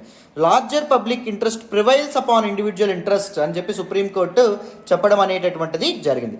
ఈ పర్టికులర్ వెర్డిక్ట్ ఏదైతే ఉంటుందో దాన్ని బేస్ చేసుకొని మేము ఈ పర్టికులర్ ఆర్డర్ అనేటటువంటిది ఇష్యూ చేస్తున్నాము అని చెప్పి సో కర్ణాటక గవర్నమెంట్ ఏదైతే ఉంటుందో అది అభిప్రాయపడడం అనేది జరిగింది. Now that you understood what happened in Karnataka, now let us try to understand what are different arguments in favor of this particular hijab ban and what are some arguments against this particular hijab ban. Okkasari chuddama, vinandi. What are the arguments in favor? So కొంతమంది ఏమంటారు అంటే uniformity in educational institutions, so ban on hijabs ఏవైతే ఉన్నాయో, this religious clothes ఏవైతే ఉన్నాయో, this religious attires ఏవైతే ఉన్నాయో అది ఎడ్యుకేషనల్ ఇన్స్టిట్యూట్స్లో యూనిఫార్మిటీ మెయింటైన్ చేయడానికి ఉపయోగపడుతుంది. తద్వారా స్టూడెంట్స్ ఇన్సెక్యూరిటీకి లోనవ్వకుండా ఇదవుతుంది. ఎందుకంటే వాళ్ళ బట్టలను చూసి ఎదుటి వాళ్ళ బట్టలతో పోల్చుకొని వాళ్ళు ఇన్సెక్యూరిటీ ఫీల్ అవ్వకూడదు. అందరూ ఒకే రకమైనటువంటి అటైర్ ఉండడం వల్ల, యూనిఫామ్స్ అనేటటువంటి ఎడ్యుకేషన్ ఇన్స్టిట్యూషన్స్లో ఉండడం వల్ల అదొక యూనిఫార్మిటీ అనేటటువంటిది ఎన్ష్యూర్ చేస్తుంది. And it also promote school spirit. అందరూ ఒకేలా కనిపించడం వల్ల మేమంతా ఈ స్కూల్కి చెందినటువంటి వాళ్ళం, we belong to this particular school అనేటటువంటి భావన మొదలవుతుంది. ఒక టీమ్ బిల్డింగ్, ఒక టీమ్ వర్క్ లాంటివి స్టూడెంట్స్కి అలవాటు అవ్వడం అనేటటువంటి జరుగుతుంది in a very young age అని కొంతమంది అనడం అనేటటువంటి జరుగుతుంది. అండ్ దాంతోపాటు ది స్పెషల్ రిలీజియస్ అటైర్స్ ఏవైతే ఉంటాయో వాటి మీద బ్యాన్ విధించడం వల్ల యంగ్ మైండ్స్లో ఈక్వాలిటీ యొక్క సీడ్స్ ఏవైతే ఉన్నాయో, సమానత్వపు విత్తనాలు ఏవైతే ఉంటాయో అవి విచ్చుకోవడం అనేటటువంటి జరుగుతుంది. ఈక్వాలిటీ అనేటటువంటి భావన ఏదైతే ఉంటుందో the eternal concept of human freedom, so equality అనేటటువంటి దిస్ కాన్సెప్ట్ అనేటటువంటిది అందరికీ చిన్నప్పుడే అలవాటు అవ్వడం అనేది జరుగుతుంది. Since they all look alike at school in a similar way, so రేపు పొద్దున్న కూడా మేము అందరం ఒకటే అనేటటువంటి భావన వాళ్ళకి మొదలవుతుంది. And it also ensures public order, eliminates communal conflicts. ఎప్పుడైతే it eliminates a specific communal identity from students నుంచి కమ్యూనల్ ఐడెంటిటీని అది ఎలిమినేట్ చేయడం అనేటటువంటి జరుగుతుందో, అంటే సాఫ్రాన్ టవల్ వేసుకున్నవాడు హిందూ, లేకపోతే క్రాస్ వేసుకున్నవాడు క్రిస్టియన్, లేకపోతే దిస్ హిజాబ్ వేసుకున్నటువంటి వాడు ముస్లిం అనేటటువంటి భావన ఏదైతే ఉంటుందో ఆ డిఫరెన్షియేషన్ అనేటటువంటిది పోతుంది. సో కాన్ఫ్లిక్ట్స్ అనేటటువంటివి తగ్గుతాయి. పబ్లిక్ ఆర్డర్ ఏదైతే ఉంటుందో అది మెయింటైన్ చేయడానికి చాలా ఉపయోగపడడం అనేటటువంటి జరుగుతుంది. లా అండ్ ఆర్డర్ మెయింటైన్ చేయడానికి కూడా this particular ban on hijabs will be useful అని చెప్పి చెప్తున్నారు. And it also eliminates religious stereotypes on Islamic women. Very interesting point అండి. హిజాబ్ వేసుకోకూడదు అని చెప్పడం కరెక్ట్ కాదు, హిజాబ్ మీద బ్యాన్ విధించడం కరెక్ట్ కాదు. కానీ హిజాబ్ వేసుకోవాలి అని చెప్పి ఇస్లామిక్ ఉమెన్ మీద మ్యాండేట్ చేయడం కూడా కరెక్ట్ కాదు. వాళ్ళకి నచ్చినవి వేసుకునేటటువంటి హక్కు వాళ్ళకి ఉండడం అనేటటువంటిది జరుగుతుంది. There were some religious stereotypes in Islam. They say that those women who wear these particular hijabs are traditional. They should be treated in a respectful way because వాళ్ళు ఇస్లాం యొక్క రెస్పెక్ట్, గౌరవాన్ని, ఇస్లామిక్ యొక్క ఐడెంటిటీని వాళ్ళు నిలబెట్టడం అనేటటువంటిది జరుగుతుంది అని చెప్పి కొంతమంది అంటారు. ఇక్కడ ఉండేటటువంటి స్టూడెంట్స్లో కొంతమందికి హిజాబ్ వేసుకోవడం ఇష్టం ఉండొచ్చు, కొంతమందికి ఇష్టం లేకపోవచ్చు. బట్ దీస్ స్టీరియోటైప్స్ ఏవైతే ఉన్నాయి, హిజాబ్ వేసుకున్నప్పుడు నువ్వు బెటర్గా ట్రీట్ చేయబడతావు, you treated as a person of desirability, so నువ్వు డిజైరబుల్ పర్సన్గా ట్రీట్ చేయబడతావు అంటే తప్పకుండా women they were forced to wear these hijabs. తెలియకుండా ఏమవుతుంది, హిజాబ్ అంటే వాళ్ళకి ఇష్టం పెరిగిపోతుంది. నువ్వు ఫోర్స్ చేసి హిజాబ్ వేసుకున్న వాళ్ళే మంచి మనుషులు అంటే హిజాబ్ చుట్టూ నువ్వేం చేస్తున్నావు, ఒక సెన్స్ ఆఫ్ పాజిటివిటీని సరౌండ్ చేస్తున్నావు. ది సెన్స్ ఆఫ్ పాజిటివిటీ అనేటటువంటిది ఏం చేస్తుంది, నీకు it will encourage you to wear this hijab even without your consensus. అవునా కదా, నీకు ఇష్టం లేకపోయినా నువ్వు హిజాబ్ని వేసుకోవడం అనేది జరుగుతుంది. Suppose people say you should be loyal to your master. Slaves must be loyal to your master. A slave who is loyal to a master is a good slave. అని చెప్పడం వల్ల slaves always will be encouraged to be loyal to the master. అర్థమైందా? So వాళ్ళకి ఇష్టం లేకపోయినా, వాళ్ళ బానిసత్వం వాళ్ళకి ఇష్టం లేకపోయినా, సో దాని చుట్టూ ఒక సెన్స్ ఆఫ్ పాజిటివిటీ నువ్వు సరౌండ్ చేస్తావు కాబట్టి, సో మాస్టర్ని లాయల్గా సర్వ్ చేయడానికి ఇష్టపడడం అనేటటువంటిది జరుగుతుంది. సో ది స్టీరియో టైప్స్ ఏవైతే ఉంటాయో అవి ఎలిమినేట్ చేయడానికి, ఇస్లామిక్ ఉమెన్ యొక్క ఫ్రీడమ్ అనేటటువంటిది ఎన్షూర్ చేయడానికి దిస్ పర్టిక్యులర్ హిజాబ్ బ్యాన్ అనేటటువంటిది ఉపయోగపడుతుంది అని చెప్పి కొంతమంది అంటారు. మరి ఇప్పుడు what are the arguments against this hijab controversy? చూడండి అన్న, what are the concerns against this particular hijab controversy? One is suppressing identity. కొంతమంది ఇస్లామిక్ పీపుల్ ఏమంటారు అంటే, it is our symbol of identity, hijab is symbol of identity, hijab is symbol of respect to the great Allah, the holy Allah. But ఏం చేస్తున్నారు అంటే, కొంతమంది people వాళ్ళ identity dissolve అయిపోతుందేమో అని చెప్పి దిస్ పర్టిక్యులర్ హిజాబ్ని బ్యాన్ చేయడం అనేటటువంటి జరుగుతుంది అని చెప్పి కొంతమంది అంటున్నారు. ఇస్లామిక్ మతం యొక్క ఐడెంటిటీ ఏదైతే ఉంటుందో దాన్ని ఎలిమినేట్ చేయడానికి చూస్తున్నారు అని చెప్పి కొంతమంది అంటారు. And Islamophobia. సో ప్రపంచవ్యాప్తంగా ఒక రకమైనటువంటి ఫియర్ ఉంటుంది, ఆందోళన ఉంటుంది. ఇస్లామిక్ బుర్ఖాన్ చూసినా, లేకపోతే హిజాబ్స్ని చూసినా, లేకపోతే ఇస్లామిక్ అటైర్స్ని చూసినా, లేకపోతే ఇస్లామిక్ ట్రెడిషన్స్ని చూసినా, లేకపోతే ఇస్లామిక్ పీపుల్ని చూసినా ఒక రకమైనటువంటి ఫియర్, ఒక రకమైనటువంటి భయం అలుముకోవడం అనేటటువంటి జరుగుతుంది. కొంతమంది భయపడతా ఉంటారు. So this particular ban on hijabs ఏవైతే ఉన్నాయో అది ఇస్లామోఫోబియాని ఇంకా ఎంకరేజ్ చేస్తున్నట్టు అని చెప్పి కొంతమంది అంటున్నారు. అర్థమైందా? Since we are afraid of the people who are wearing these hijabs, హిజాబ్ వేసుకున్నటువంటి వాళ్ళని, దిస్ ఇస్లామిక్ అటైర్ వేసుకున్న వాళ్ళని చూసి మేము భయపడుతున్నాం కాబట్టి మీరు వీటిని వేసుకోవద్దు అన్నట్టుగా వీళ్ళు చెప్తున్నారు. It is simply supporting and promoting Islamophobia and that should be curbed, that is an unfair practice against are religion అని కొంతమంది ఇస్లామిక్ పీపుల్ అంటారు. And some people say that it is to curb resistance, it is to control resistance. Let us say one thing. So people always believe that women beauty ఏదైతే ఉంటుందో, ఆడవాళ్ళ యొక్క సౌందర్యం ఏదైతే ఉంటుందో that should be looked at అనుకుంటారు. అంటే ఆడవాళ్ళ సౌందర్యాన్ని ఆస్వాదించాలి మగవాళ్ళు అని చెప్పి ఒక ఇది ఉంటుంది. సో ఇది జెండర్ జస్టిస్కి ఇది జెండర్ ఇన్ఈక్వాలిటీకి దారి తీయడం అనేది జరుగుతుంది. ఇక్కడ ఉమెన్ని మనం ఏం చేస్తున్నాం, అది సింబల్ ఆఫ్ బ్యూటీ కింద మనం చూడడం అనేటటువంటి జరుగుతుంది, ఒక మెటీరియల్ ఆస్పెక్ట్ కింద మనం చూడడం అనేటటువంటి జరుగుతుంది. సో దిస్ హిజాబ్ కానీ బుర్కా కానీ ఏం చేయడం అనేటటువంటి జరుగుతుంది, ఇది ఉమెన్ యొక్క బ్యూటీ ఏదైతే ఉంటుందో దాన్ని దాచిపెట్టడం అనేటటువంటి జరుగుతుంది. సో దాని ప్రకారం మనం ఇక్కడ ఏంటి ఎన్ష్యూర్ చేయడం అనేటటువంటి జరుగుతుంది, ఉమెన్ని ఒక మెటీరియల్ ఆస్పెక్ట్ కింద, లేకపోతే ఉమెన్ని ఒక సింబల్ ఆఫ్ బ్యూటీ కింద ట్రీట్ చేయడం అనేటటువంటిది ఆగుతుంది అని చెప్పి కొంతమంది ఇస్లామిక్ పీపుల్ ఎవరైతే ఉన్నారో వాళ్ళు చెప్తారు. And it will also promote gender justice అని చెప్పి కొంతమంది చెప్పడం అనేది జరుగుతుంది. And some people say that it is against freedom of religion guaranteed by the Constitution. Article 25 to Article 25. In our Constitution, there is a part named Part 3 of the Constitution. What is the name of this Part 3? మూడవ భాగం కాన్స్టిట్యూషన్లో మూడవ part యొక్క name ఏంటండి?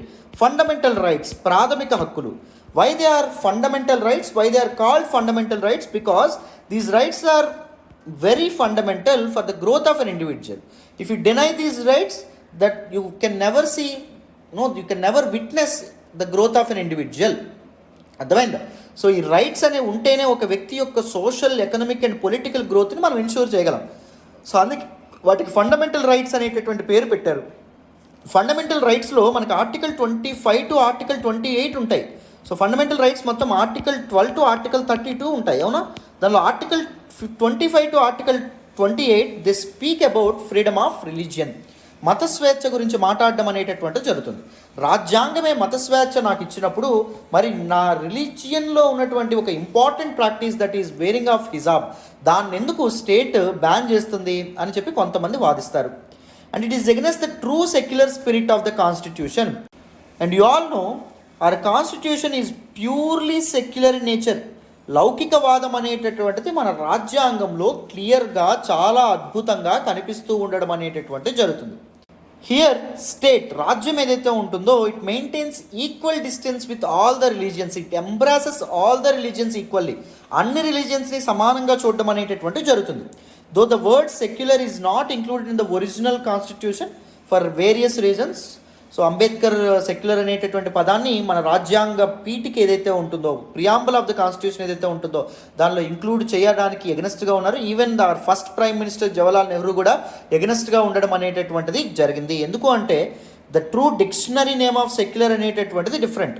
State should be detached with the church, that is western secularism, right. చర్చ్తో సంబంధం లేకుండా state అనేది గడిపితే దాన్ని ఏమంటారు, వెస్టర్న్ సెక్యులరిజం అంటారు. ఇండియన్ సెక్యులరిజంలో ఏం చేస్తుంది, స్టేట్ అనేటటువంటిది ఇక్కడ అన్ని రిలీజియన్స్తో ఈక్వల్ డిస్టెన్స్ అనేటటువంటిది మెయింటైన్ చేస్తుంది.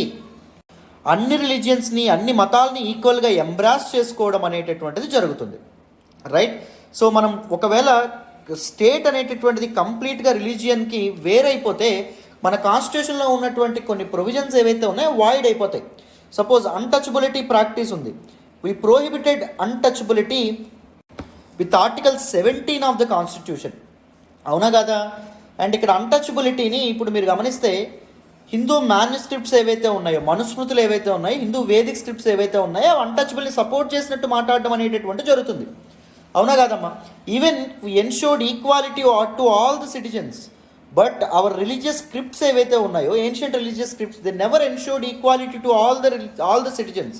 మనం ట్రూ సెక్యులర్ స్టేట్గా మనం ఏర్పాటైతే దీస్ పర్టిక్యులర్ ఇవేవైతే ఉంటాయి, దీస్ పర్టిక్యులర్ ఆస్పెక్ట్స్ ఏవైతే ఉంటాయి వాటిని మనం తీసేయాలి మన రాజ్యాంగం నుంచి. అది కుదరదు కదా. So we guaranteed different rights to our citizens. So అందుకే సెక్యులర్ అనేటటువంటి పదాన్ని వాడాల ఒరిజినల్ కాన్స్టిట్యూషన్లో. బట్ కానీ త్రూ 42nd కాన్స్టిట్యూషనల్ అమెండ్మెంట్ ఏదైతే ఉంటుందో, 42nd కాన్స్టిట్యూషనల్ అమెండ్మెంట్ యాక్ట్ ద్వారా మనకి ఇందిరాగాంధీ గవర్నమెంట్ 3 వర్డ్స్ని యాడ్ చేసిందండి. ఒకటి సోషలిస్ట్ అనేటటువంటి పదం, రెండవది సెక్యులర్ అనేటటువంటి పదం, మూడవది ఇంటిగ్రిటీ అనేటటువంటి పదాలని మన ప్రియాంబుల్లో యాడ్ చేయడం అనేటటువంటిది జరిగింది. అఫ్కోర్స్ ఒరిజినల్ కాన్స్టిట్యూషన్లో సెక్యులర్ అనేటటువంటి పదం అనేటటువంటిది లేకపోయినప్పటికీ our constitution is part and parcel of a secular state అండి. అది మీరు జాగ్రత్తగా గుర్తుపెట్టుకోవాలి. ఎందుకంటే వేరియస్ ప్రొవిజన్స్ అనేటటువంటివి మన కాన్స్టిట్యూషన్లో ఉన్నటువంటివి అవి సెక్యులర్ స్టేట్గా మన ఇండియాని, మన దేశాన్ని సింబలైజ్ చేయడం అనేటటువంటిది జరుగుతుంది. Suppose freedom of religion guarantee చేయడం కానీ, రైట్ టు ఈక్వాలిటీ కానీ, ఇవన్నీ ఎన్ష్యూర్ చేస్తాయన్నమాట. అర్థమైందా, క్లారిటీ వచ్చిందని అనుకుంటున్నాను.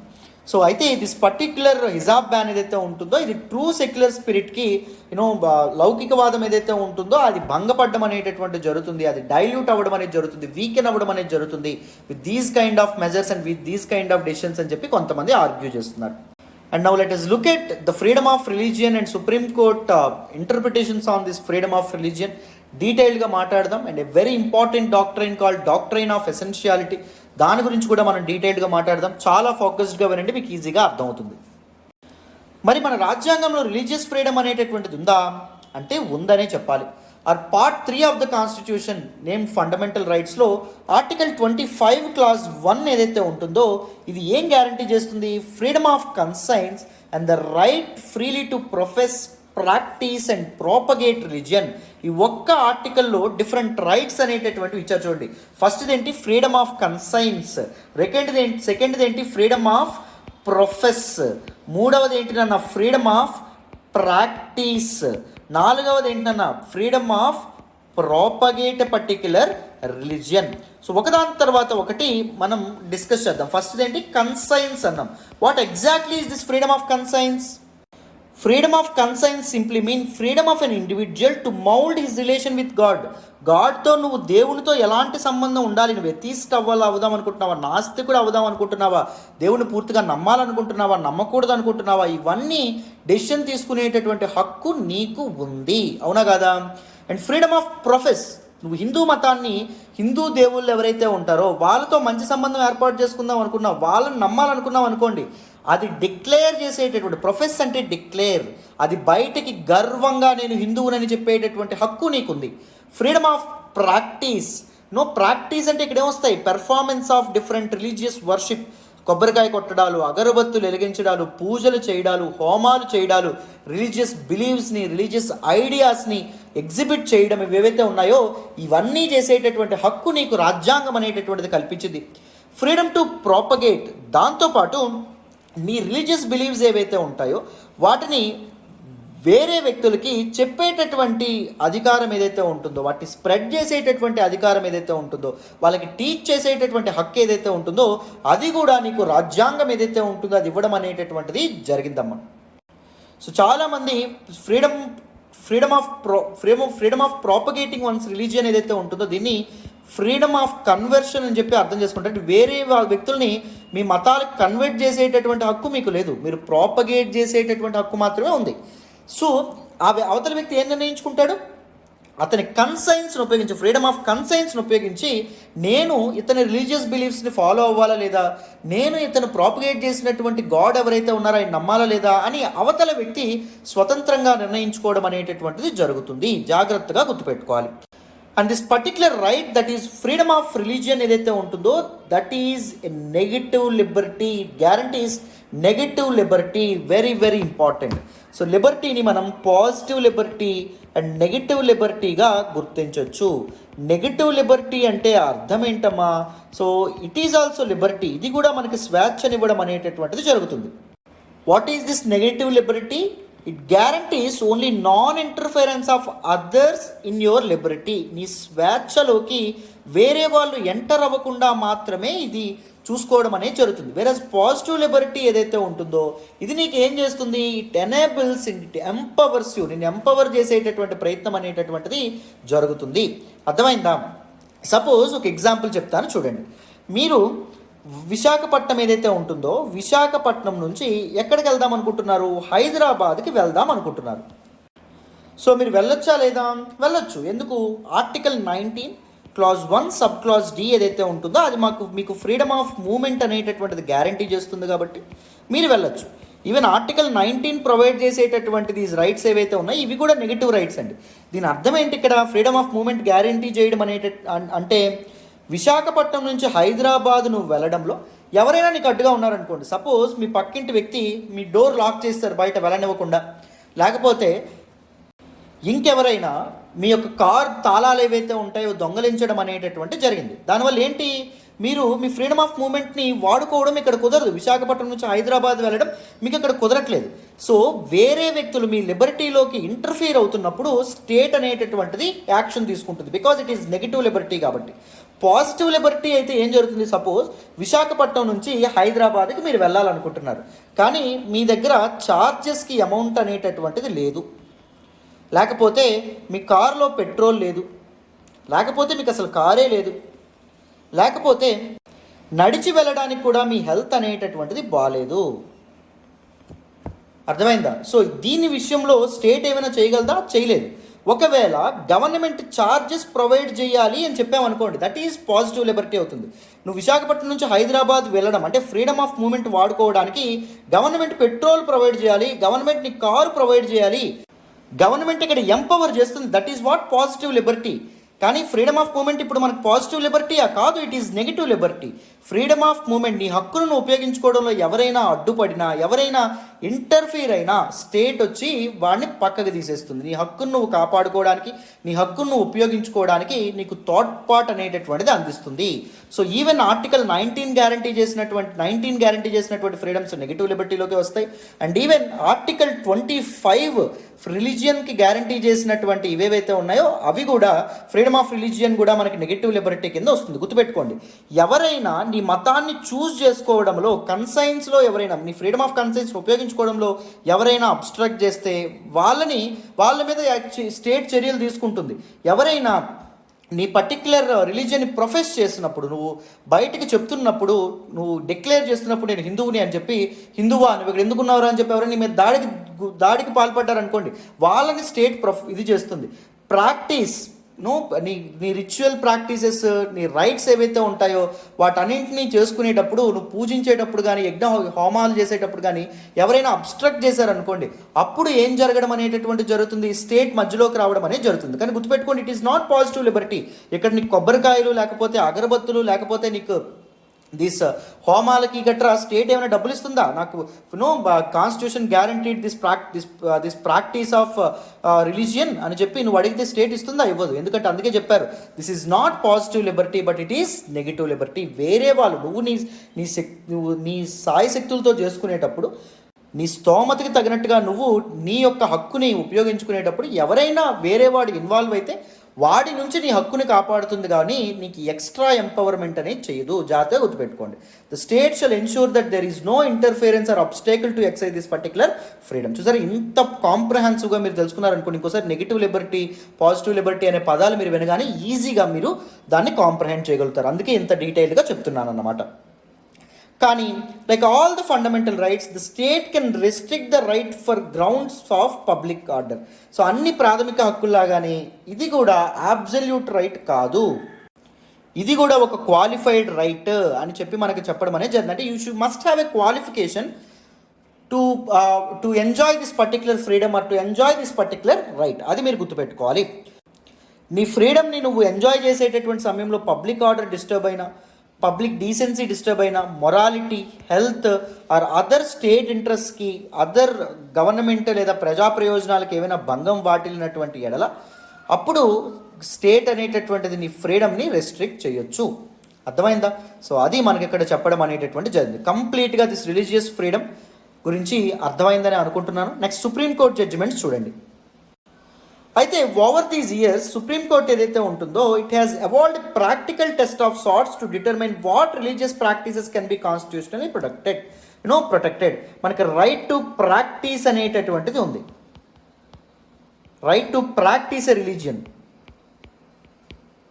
అంటే క్రాస్ వేసుకోవడం కానీ, లేకపోతే ఇప్పుడు సంబంధించినటువంటి హిజాబ్ వేసుకోవడం కానీ, కొబ్బరికాయ కొట్టడం కానీ, అగరబత్తులు వెలిగించడం కానీ, హోమాలు చేయడం కానీ, యజ్ఞాలు చేయడం కానీ, ఇవన్నీ కాన్స్టిట్యూషన్ అనేటటువంటిది, రాజ్యాంగం అనేటటువంటి వీటన్నింటినీ ప్రొటెక్ట్ చేస్తుందా, లేకపోతే ఏమైనా స్పెసిఫిక్ ప్రాక్టీసెస్ని మాత్రమే ప్రొటెక్ట్ చేస్తుందా అనేటటువంటి దాని మీద సుప్రీంకోర్టు డిఫరెంట్ ఇంటర్ప్రిటేషన్స్తో రావడం అనేటటువంటి జరిగింది ఓవర్ ద ఇయర్స్ నాన్న. సో ఏంటా ఇంటర్ప్రిటేషన్స్తో తెలుసుకుందాం, వినండమ్మా. Supreme Court in 1954 in its verdict, it came up with a doctrine called Doctrine of Essentiality. It introduced a very important doctrine called Doctrine of Essentiality అండి. 1954లో supreme court Shirur Math అనేటటువంటి case ఏదైతే ఉంటుందో కేసులో ఏం చెప్పింది అంటే, ఇక్కడ రిలీజియన్ ప్రాక్టీస్ వన్స్ రిలీజియన్ ఉందా, సో రిలీజియన్ అనేటటువంటి పదం in article 25 it will cover all the rituals and practices. అన్ని రిచువల్స్ అండ్ ప్రాక్టీసెస్ని కవర్ చేస్తుందంట. Which are integral to a religion. చూడండి, ఇంటిగ్రల్ అంటే ఫండమెంటల్, ఇంటిగ్రల్ అంటే ఎసెన్షియల్. ఏవైతే ఒక పర్టిక్యులర్ రిలీజియన్లో విడదీయలేనటువంటి ప్రాక్టీసెస్ ఏవైతే ఉంటాయో, religious ancient text and ancient religious scriptures ఏవైతే ఉంటాయో, వాటిలో ఉండేటటువంటి ప్రాక్టీసెస్ ఏవైతే ఉంటాయో అవి మాత్రము రిలీజియన్ అండర్లోకి రావడం అనేది జరుగుతుంది, అన్నీ కాదు. చూడండి, all rituals and practices which are integral to a religion అని చెప్పి అన్నారు. సో డాక్ట్రైన్ ఆఫ్ ఎసెన్షియాలిటీ అనేటటువంటిది ఇంట్రడ్యూస్ చేయడం అనేటటువంటి జరిగింది. సో ఏవండి ప్రొటెక్ట్ చేయబడతాయి కాన్స్టిట్యూషన్ ప్రకారం? Those rights and rituals and practices which are integral to a religion. Suppose సిక్కులు ఎవరైతే ఉంటారో వాళ్ళు దస్తర్ మెయింటైన్ చేయాలంటే టర్బన్ తప్పకుండా మెయింటైన్ చేయాలి. పైన తలపాగా లాంటిది ఏదైతే ఉంటుందో అది తప్పకుండా మెయింటైన్ చేయాలి. Which is very essential practice in Sikhism, which is an integral practice in Sikhism. లేకపోతే అయ్యప్ప స్వామి మాల వేసిన వాళ్ళు ఎవరైతే ఉన్నారో వాళ్ళు తప్పకుండా బ్లాక్ డ్రెస్ ఏదైతే ఉంటుందో అది వేసుకోవాలి. That is a integral part of A religion, that is Hindu religion, right? So ఈ సిక్స్ ఎవరైతే ఉన్నారో వాళ్ళు కేష్ హెయిర్ ఏదైతే ఉంటుందో తప్పకుండా మెయింటైన్ చేయాలి. ఐరన్ బ్రాస్లెట్ ఏదైతే ఉంటుందో తప్పకుండా దీస్ సిక్కులు ఎవరైతే ఉంటారో అవి వేసుకోవాలి. They are integral part of religion, right? So అవి మాత్రం కాన్స్టిట్యూషనల్లీ ప్రొటెక్ట్ చేయబడతాయి. మధ్యలో వచ్చినటువంటి ఎవాల్వ్ అయినటువంటి ప్రాక్టీసెస్ ఏవైతే ఉంటాయో అవి వాటిని కాన్స్టిట్యూషన్ ప్రొటెక్ట్ చేయదు అనే విధంగా సుప్రీంకోర్టు చెప్పడం అనేది జరిగింది. మరి ఏవి integral rituals, practices and rights of a religion, ఏవి ఇంటిగ్రల్ పార్ట్, ఏవి essential rights, rituals and practices of a religion అనేటటువంటి విషయాన్ని తెలుసుకోవడానికి, డిటర్మైన్ చేయడానికి సుప్రీంకోర్టు ఒక టెస్ట్ అనేటటువంటిది పెడుతుంది. ఆ టెస్ట్ని ఏం పేరు పెట్టారు? ఎసెన్షియల్ రిలీజియస్ ప్రాక్టీసెస్ టెస్ట్ అనేటటువంటి పేరు దానికి ఇవ్వడం అనేటటువంటి జరిగింది. ఈ టెస్ట్ లేదా ఎగ్జామినేషన్ ఎవరు చేస్తారు? సుప్రీంకోర్టే చేస్తుంది. Supreme court it took upon it self the responsibility of determining the essential and non essential practice of a religion. ఒక రిలీజియన్లో ఏది ఎసెన్షియల్ ప్రాక్టీస్, ఏది నాన్ ఎసెన్షియల్ ప్రాక్టీస్ అని ఎవరు డిటర్మైన్ చేస్తారని చెప్పింది కోర్టులే డిటర్మైన్ చేస్తాయి. సుప్రీంకోర్టే డిటర్మైన్ చేయడం అనేటటువంటిది జరుగుతుంది, రైట్ అని చెప్పి మనకి ఇక్కడ చెప్పడం అనేటటువంటిది జరిగింది నాన్న. And this particular doctrine of ఎసెన్షియాలిటీకి ఒక క్రిటిసిజం కూడా ఉండడం అనేటటువంటి జరిగింది. డిఫరెంట్ క్రిటిక్స్ సుప్రీంకోర్టుని, న్యాయ వ్యవస్థని, జ్యుడిషియరీని క్రిటిసైజ్ చేస్తారు ఆన్ దిస్ పర్టికులర్ ఇష్యూ. ఎలా క్రిటిసైజ్ చేస్తారు, దేని గురించి క్రిటిసైజ్ చేస్తారో చూడండి. సో దిస్ పర్టికులర్ టెస్ట్ ఏదైతే ఉంటుందో, what is the test to determine essential religious practices, which religious practices are essential లేదా integral, which religious practices are non integral or non essential. So ఆ test ఏదైతే ఉంటుందో, it is a judicial determination of religious practice as often been criticized by legal experts as it pushes the court to delve into theological spaces. So this particular doctrine of essentiality ని ఉపయోగించుకొని కోర్టులు ఏవైతే ఉన్నాయో అవి ఆధ్యాత్మిక మతపరమైనటువంటి విషయాల్లో జోక్యం చేసుకోవడం అనేటటువంటిది జరుగుతుంది. సో ఇది కరెక్ట్ కాదు. దీన్ని ఉపయోగించుకొని మతపరమైనటువంటి విషయాల్లో కోర్టు జోక్యం చేసుకోకూడదు. ఎందుకు? India is a secular nation. State ఏదైతే ఉంటుందో, స్టేట్ ఊరికే రిలీజియన్ ఏదైతే ఉంటుందో మతంలో ఇన్వాల్వ్ అవ్వకూడదు. So judiciary is an organ of the state, అవునా కదా అని చెప్పి కొంతమంది ఎక్స్పర్ట్స్ ఎవరైతే ఉన్నారో వాళ్ళు చెప్పడం అనేటటువంటిది జరుగుతుందమ్మా. సో దిస్ క్రిటిక్స్ ఏం చెప్తారు అంటే, better for the court to prohibit religious practices ఏవైతే ఉన్నాయో వాటిని ప్రోహిబిట్ చేయాలి for public order. Better public order ఏదైతే ఉంటుందో, లా అండ్ ఆర్డర్ ఏదైతే ఉంటుందో అది మెయింటైన్ చేయడం కోసం అని చెప్పడం అనేది జరిగింది. కోర్ట్ అనేటటువంటిది which religious practices are essential, which religious practices are not essential అనేది డిటర్మైన్ చేయడం కంటే రిలీజియస్ ప్రాక్టీసెస్ని బ్యాన్ చేయడం మంచిది, ప్రోహిబిట్ చేయడం మంచిది అనే విధంగా ఇక్కడ మనకి చెప్పారండి క్రిటిక్స్. నెక్స్ట్ చూడండి అన్న, మరి this particular doctrine of essentiality ఏదైతే ఉంటుందో అది సుప్రీంకోర్టు ఎప్పుడైనా వాడిందా అంటే, ఆనంద్ మార్గ్ కేసు ఏదైతే ఉంటుందో ఈ పర్టికులర్ కేసులో 2004లో సుప్రీంకోర్టు తన తీర్పిస్తూ ఏం చెప్పడం అనేటటువంటి జరిగింది అంటే, this Anand Marg organization which has no fundamental right to perform tandava dance in public స్ట్రీట్స్లో శివ తాండవాన్ని పెర్ఫామ్ చేసేటటువంటి ప్రాథమికమైనటువంటి హక్కు వాళ్ళకి లేదు అని చెప్పి అంది. ఎందుకు? It did not constitute an essential religious practice of the sect. Anand Marg sect ఏదైతే ఉంటుందో, సెక్ట్ ఆఫ్ హిందూయిజం, దాని యొక్క ఎసెన్షియల్ అండ్ ఫండమెంటల్ రిలీజియస్ ప్రాక్టీస్గా దిస్ తాండవ డ్యాన్స్ అనేటటువంటిది లేదు కాబట్టి వాళ్ళకి ఆ హక్కు సంక్రమించదు అని చెప్పడం అనేటటువంటి జరిగింది. There it use this test of essential religious practice. And 2016లో 2016లో కూడా ఒక 3 జడ్జ్ బెంచ్ ఆఫ్ సుప్రీంకోర్టు ఏదైతే ఉంటుందో అది కూడా దిస్ డాక్ట్రైన్ ఆఫ్ ఎసెన్షియాలిటీని వాడడం అనేటటువంటిది జరిగింది. సో అప్పుడు ఏం జరగడం అనేటటువంటిది జరిగింది, ఇండియన్ ఎయిర్ ఫోర్స్లో పనిచేస్తున్నటువంటి ఒక ముస్లిం పైలట్ ఎవరైతే ఉన్నారో ఆయనకి గడ్డం ఉన్నటువంటి కారణంగా ఆయన్ని ఫ్లైట్ నుంచి దించేయడం అనేటటువంటి జరిగింది. ఆయన బాధ్యతల నుంచి ఆయన్ని దించేయడం అనేటటువంటి జరిగింది. వెంటనే this pilot of Indian air force ఎవరైతే ఉన్నారో ఆయన సుప్రీంకోర్టు ఆశ్రయించడం అనేటటువంటిది జరిగింది. మై ఫ్రీడమ్ ఆఫ్ రిలీజియన్ ఏదైతే ఉంటుందో, my freedom to practice my religion ఏదైతే ఉంటుందో, మై రిలీజియస్ ప్రాక్టీస్ ఏదైతే ఉంటుందో దాన్ని స్టేట్ ఇక్కడ వైలేట్ చేయడం అనేటటువంటిది జరుగుతుంది, నాకు న్యాయం చేయండి అంటే 3 judge bench comprises of justice T S Thakur, D Y Chandrachud and దాంతోపాటు ఎల్ఎస్ నాగేశ్వరరావు వీళ్ళు ఏం చెప్పడం అనేటటువంటి జరిగింది అంటే, ఇస్లామిక్ ట్రెడిషన్ ఏదైతే ఉంటుందో, ఇస్లామిక్ రిలీజియస్ ప్రాక్టీసెస్లో కీపింగ్ ఏ బియర్డ్ ఏదైతే ఉంటుందో, గడ్డం ఉంచుకోవడం అనేటటువంటిది it is not a essential practice, it is not a fundamental religious practice అని చెప్పింది. వేరే సిక్కులు అనుకోండి, సిక్కులకి అది ఎసెన్షియల్ ప్రాక్టీస్ అవుతుంది, అది ఫండమెంటల్ ప్రాక్టీస్ అవుతుంది. కానీ ఇస్లామిక్ గ్రంథాల్లో కానీ లేకపోతే ఇస్లామిక్ సాక్రెడ్ టెక్స్ట్లో కానీ ఇస్లామిక్ పీపుల్ గడ్డం అనేటటువంటిది పెంచుకోవాలి అని ఎటువంటి నియమ నిబంధన లేదు అని చెప్పడం అనేటటువంటి జరిగింది. ఇక్కడ కూడా సుప్రీంకోర్టు డాక్ట్రైన్ ఆఫ్ ఎసెన్షియాలిటీ ఏదైతే ఉంటుందో దాన్ని వాడి తీర్పునివ్వడం అనేటటువంటిది జరిగింది. ఎవరికి సపోర్ట్గా? ఇండియన్ ఎయిర్ ఫోర్స్ యొక్క మేనేజ్మెంట్కి సపోర్ట్గా ఇవ్వడం అనేటటువంటిది, తీర్పు ఇవ్వడం అనేటటువంటిది జరిగిందమ్మ. రైట్. మరి దిస్ పర్టికులర్ హిజాబ్ ఇష్యూ ఏదైతే ఉంటుందో ఈ హిజాబ్ ఇష్యూ మీద కోర్ట్స్ ఎప్పుడైనా ఏమైనా మాటలు మాట్లాడినాయా అంటే మాట్లాడినాయి. ఏ కోర్టు? కేరళ హైకోర్టు ఏదైతే ఉంటుందో ఇది మాట్లాడడం అనేటటువంటిది జరిగింది. ఆఫ్ కోర్స్ కానీ 2 కాన్ఫ్లిక్టింగ్ ఒపీనియన్స్తో కేరళ హైకోర్టు ముందుకు రావడం అనేటటువంటిది జరిగింది. దేనిపైన? ముస్లిం ఉమెన్ ఎవరైతే ఉన్నారో వాళ్ళ ట్రెడిషన్, దట్ ఈజ్ వాళ్ళ కమ్యూనిటీ, వాళ్ళ రిలీజియన్, ఇస్లాం టెనెట్స్కి తగినట్టుగా వాళ్ళు డ్రెస్ చేసుకోవచ్చా, అన్ని వేళలా డ్రెస్ చేసుకోవచ్చా అనేటటువంటి విషయం మీద 2 కాన్ఫ్లిక్టింగ్ ఒపీనియన్స్ కేరళ హైకోర్టు ఇచ్చిందండి.